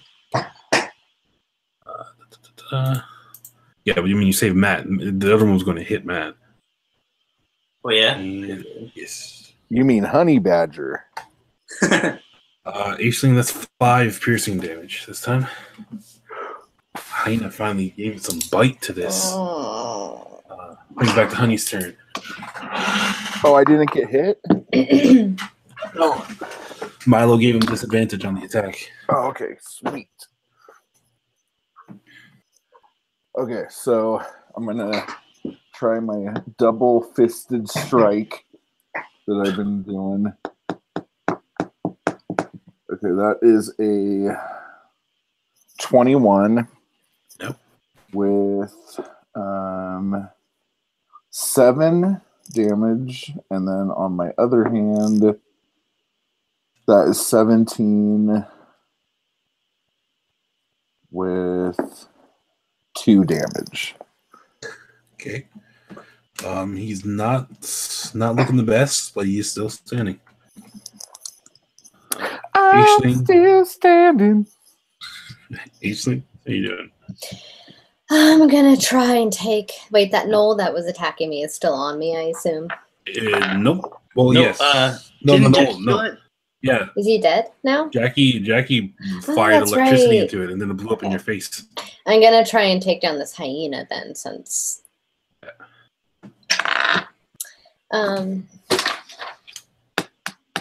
22. 22 or 2? 22. All right, that hits. 12.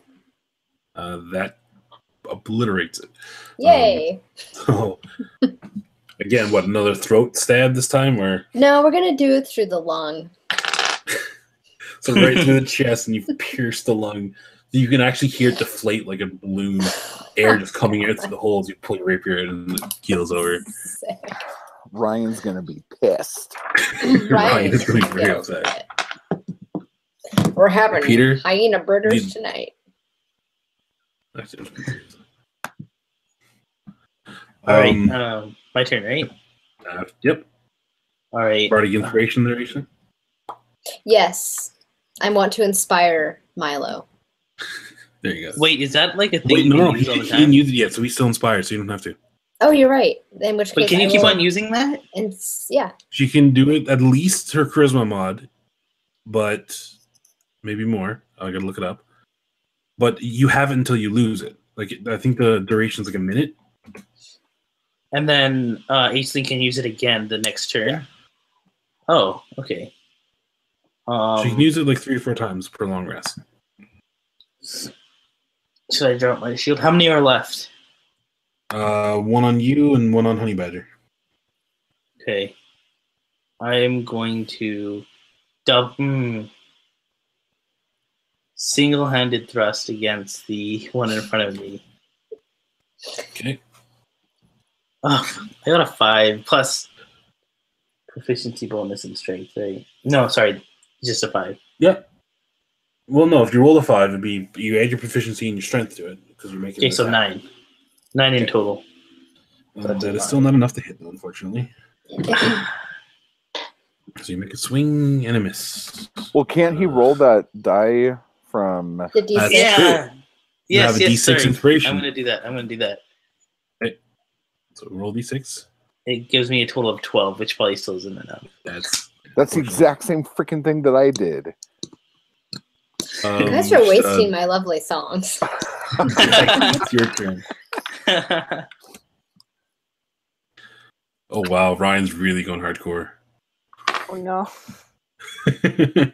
Death Oh, to Honey wow. Badger, death to Milo, death to H-Sling.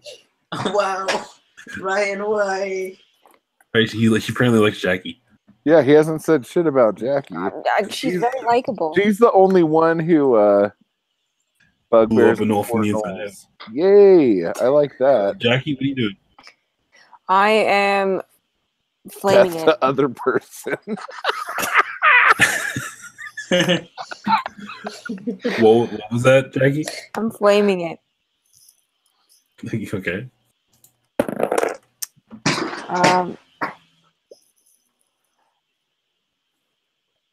That's a 17. 17 hits. So, what is it? A D8, right? Yeah. Yeah. Are you going for the one that I'm on, or the one that Milo's on? The one that you're on. Great joy. Just Yeah, I because was just gonna say that. 8. 8 damage Yep. on Honeys. Yep. Okay. Most of its body gets singed by this, but it's still standing. Fraggle Rock. All I right. loved that show as a kid.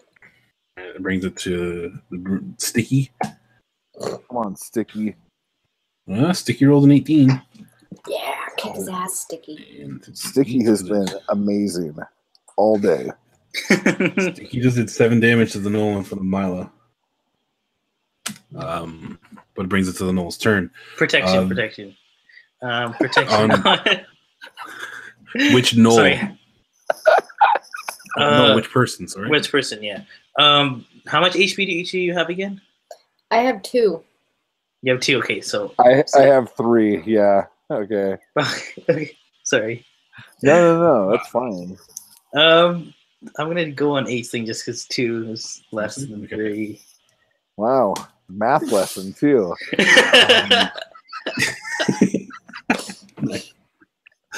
So the Knoll, angry at that last hit, swings at Sticky and hits a 19. Not Sticky. So damage. Fathers. Okay. You guys watch as the Knoll takes its spear and drives it straight through Sticky's torso. No. To the other side. Bye, Sticky. And he drops to the ground. You were great, man. That brings us. The other Knoll is going to attack. Aisling has protection, right? Yes. Yeah. Okay. So Honey Badger, that's a 17 to hit you. Oh, mother of all shit. Okay. That's with a spear. And that's 6 points of piercing damage. Oh, Yeah, bye, I'm dead honey. again. So basically I'll in be with unison, you soon, Sticky. in unison, both Knolls take their spears and they drive right through Honey Badger and Sticky, and they both drop to the ground motionless. No. The hyena, did you kill the hyena? Because I didn't write down the health that time. Yeah, I killed it. Yeah, right through the lungs. That's He's a right. You hyena played it like a burger villain. now. Yeah. All right. So that brings it back to Honey Badger's turn, and I need a death saving throw, sir. Again, right before my turn, I go down. Shit. Did not go well. Okay, so that is a failure. Yeah, what is it though? Oh, it's a 5. Okay. Why do I have a success death save? Because you had one before you got up last time. Oh, okay. You should have erased that. Yeah, gone. Okay. Aisling, your turn. Well, I'm gonna get vengeance on the one that just killed Honey.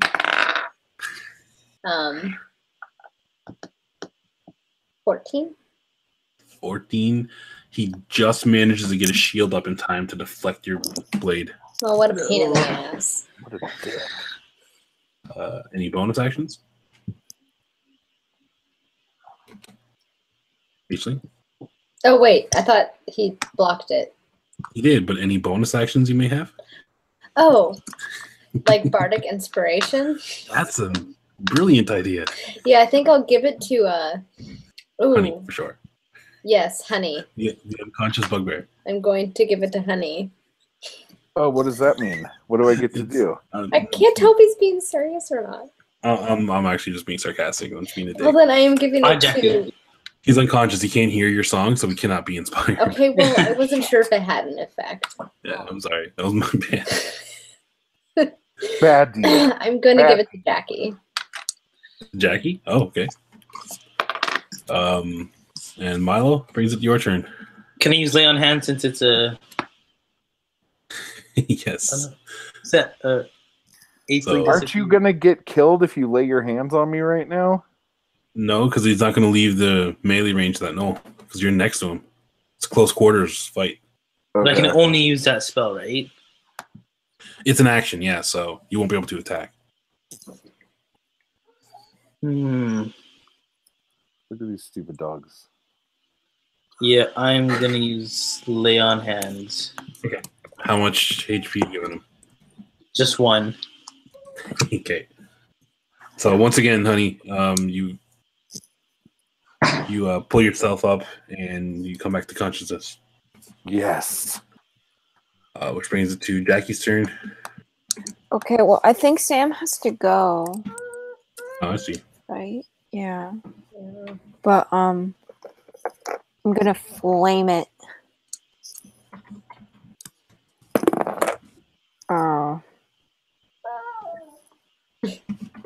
Your It's an dogs are 11. mourning your death. It's an 11. 11? That doesn't. Well, you have inspiration. So does You have a that help? D6. You can roll a D6 and add it to it. Okay.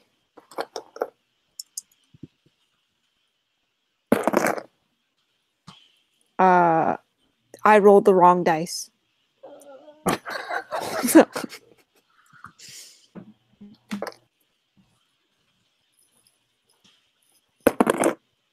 It's a 5. So 5 plus your 11?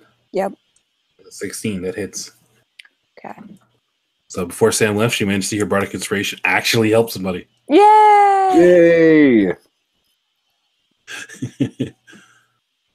All right, we'll see you next week, Sam. Bye. Thank you. Bye. Bye. She teleports out of Actually, the no, room. we won't see you next week. I forgot that. We'll check with that later. Okay, so you hit. So what was the damage? Gotta roll it.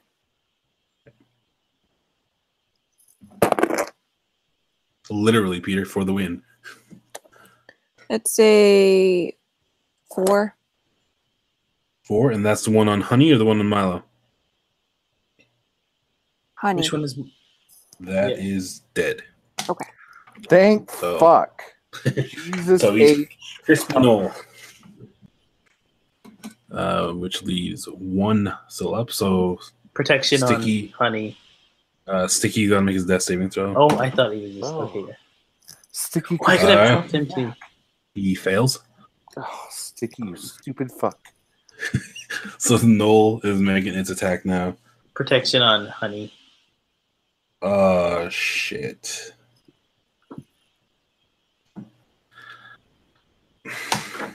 The Knoll makes its attack on Sticky,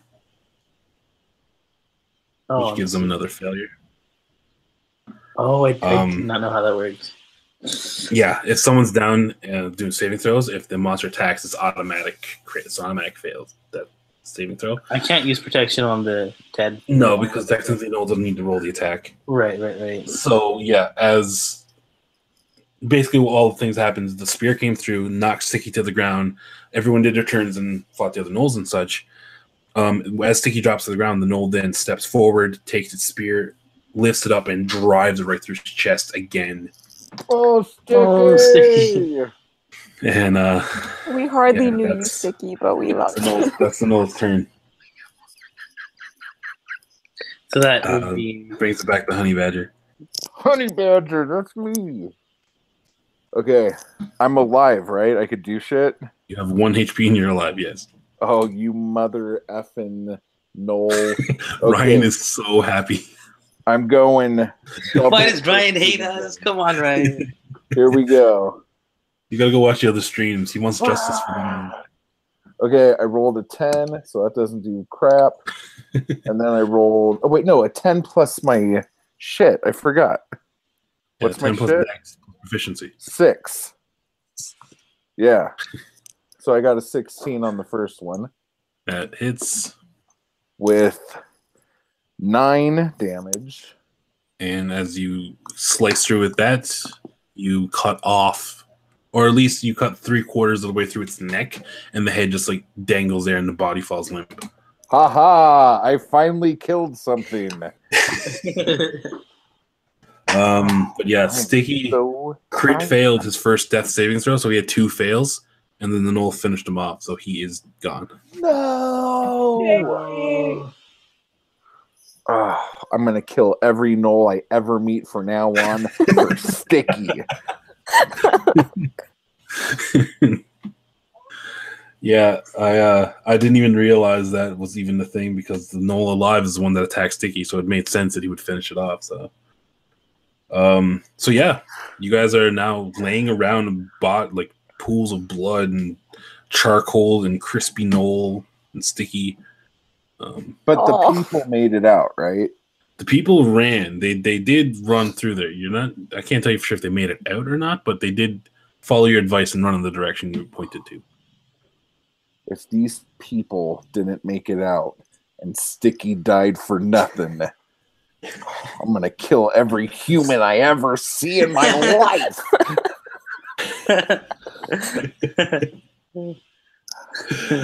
All right. So, what do you guys like to do at this present moment? Well, there's still more people we have to rescue, right? Maybe the Lady Oakwood wasn't really. She didn't give you a number. She just said, "Go and if you want to prove yourselves, go and save the townspeople that were taken." All Can right, we, then can we let's bury get the fuck Stick? out of here. Yeah, very sticky. No, let's loot Sticky's body. What? Give me an investigation check. No, there's nothing on Sticky. I'll roll it anyway. Yeah, I got it too. Yeah, I'm sure there's nothing on him. He's been held hostage. Yeah, he's got just tattered armor that's mostly was beat up from the attack on Brimcham, you'd assume. He didn't have a weapon. He has your quarterstaff on him. Yeah. And he does have a kind of large ring on his hand that looks like it has a family insignia on it. I will take that ring. What is the family insignia?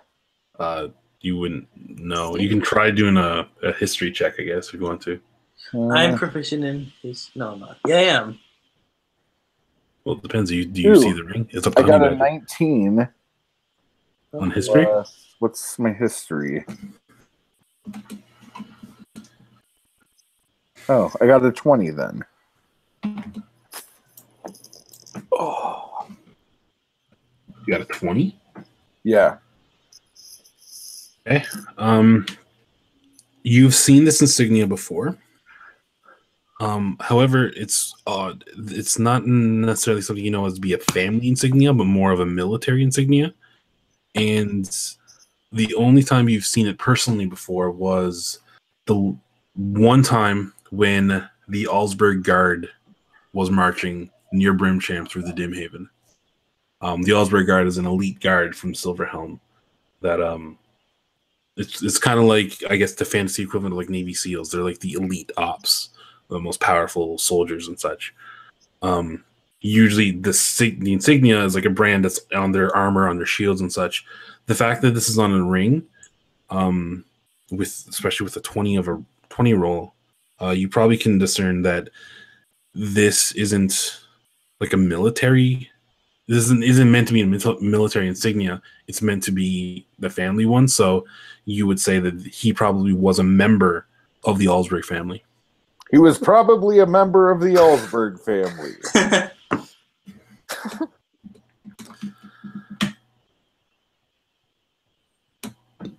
Okay, All right, then. Let's go back to Brimcham.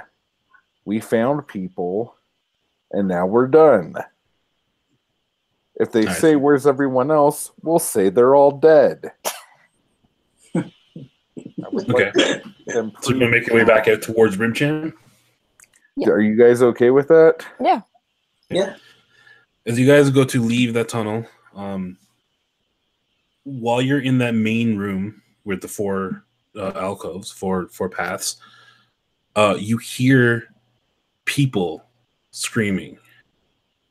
Like human people? Human people screaming for help. Let us go. Like various like cries for aid, stuff like that. Coming from the path that Aisling pointed to earlier as having the most foot traffic. Okay, do you guys just want to run down there with our like weapons out? We gotta help them. No, that's what I'm saying. Let's just run down there real quick and hit everybody and run. Like, throw a fireball down there or something. Well, each of you give me a perception check. Oh. Oh, this is gonna be awful. 9. 3. Mother. 14. 14. Okay. I actually shouldn't have got Milo to do it because he wasn't here for this. But Jackie, well, you all hear this, but Jackie, you recognize it. If you remember, a couple of nights ago, you guys camped out in a cave and you saw the green light off in the distance, and you heard like this really loud, like Godzilla-like cry, like huge bass filled the whole night air. We're gonna need a bigger You box. hear basically a very similar tone coming from down that tunnel. Okay. As in, there's something down there that's not a knoll, and it's in the same direction as the screams and the cries and the yells of anguish. Okay. And from there, we're gonna stop for the week. Unless you have something to do before we do. Nope. Let's take a long rest while they're screaming. Yeah, that will do it for the week, and we'll come back. Actually, we probably won't be with Dimhaven next week. How come? Sam and I can't make it. Zane and Sam cannot make next week, so we may plan a one shot, or we plan something else. Sorry, Ryan. Promise you, the book dudes will get what's coming to them at some point. Ryan, why? So yeah, that's how you guys feeling? Good. Feeling a bit like I have 1 hit point.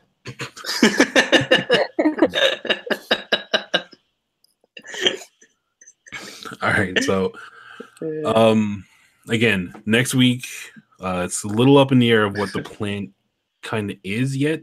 So I'm gonna put my Twitter in the description for the video. So, like I said, I'm not sure if like Ryan, Mr. Godliak, you guys follow us there. Any updates for Booktube D&D, I'll post it on Twitter, and I'll try to put it on the channel here, so you can check back for updates. So yeah, we're not sure about next week yet. There will be a game of some sort, so we will be here.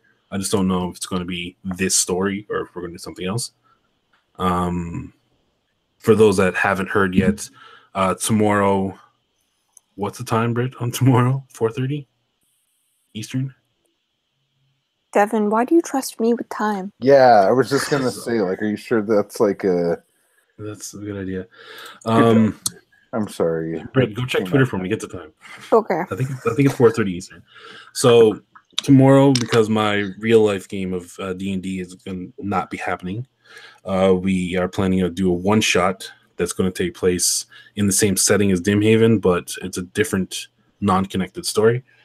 That's going to have Britt and Shan are both going to be there, and 2 other new players. That should be fun. It's going to be, I believe, 4:30 Eastern till 6:30, and then take a short break, and then come back, and then do the other 2 hours. So it's going to be a 4-hour one shot. Yeah, yep. Okay, so yeah, 4:30 Pacific. Eastern Daylight Time. No. You guys said different things. It's 4:30 Eastern Time, 1:30 Pacific. And yeah, so again, we'll be here tomorrow, and for next week, just keep your eye out. I'll have my Twitter in there, and just follow that, and I'll have updates there. Peter, since I see you in the chat, are you good for Strahd on next week?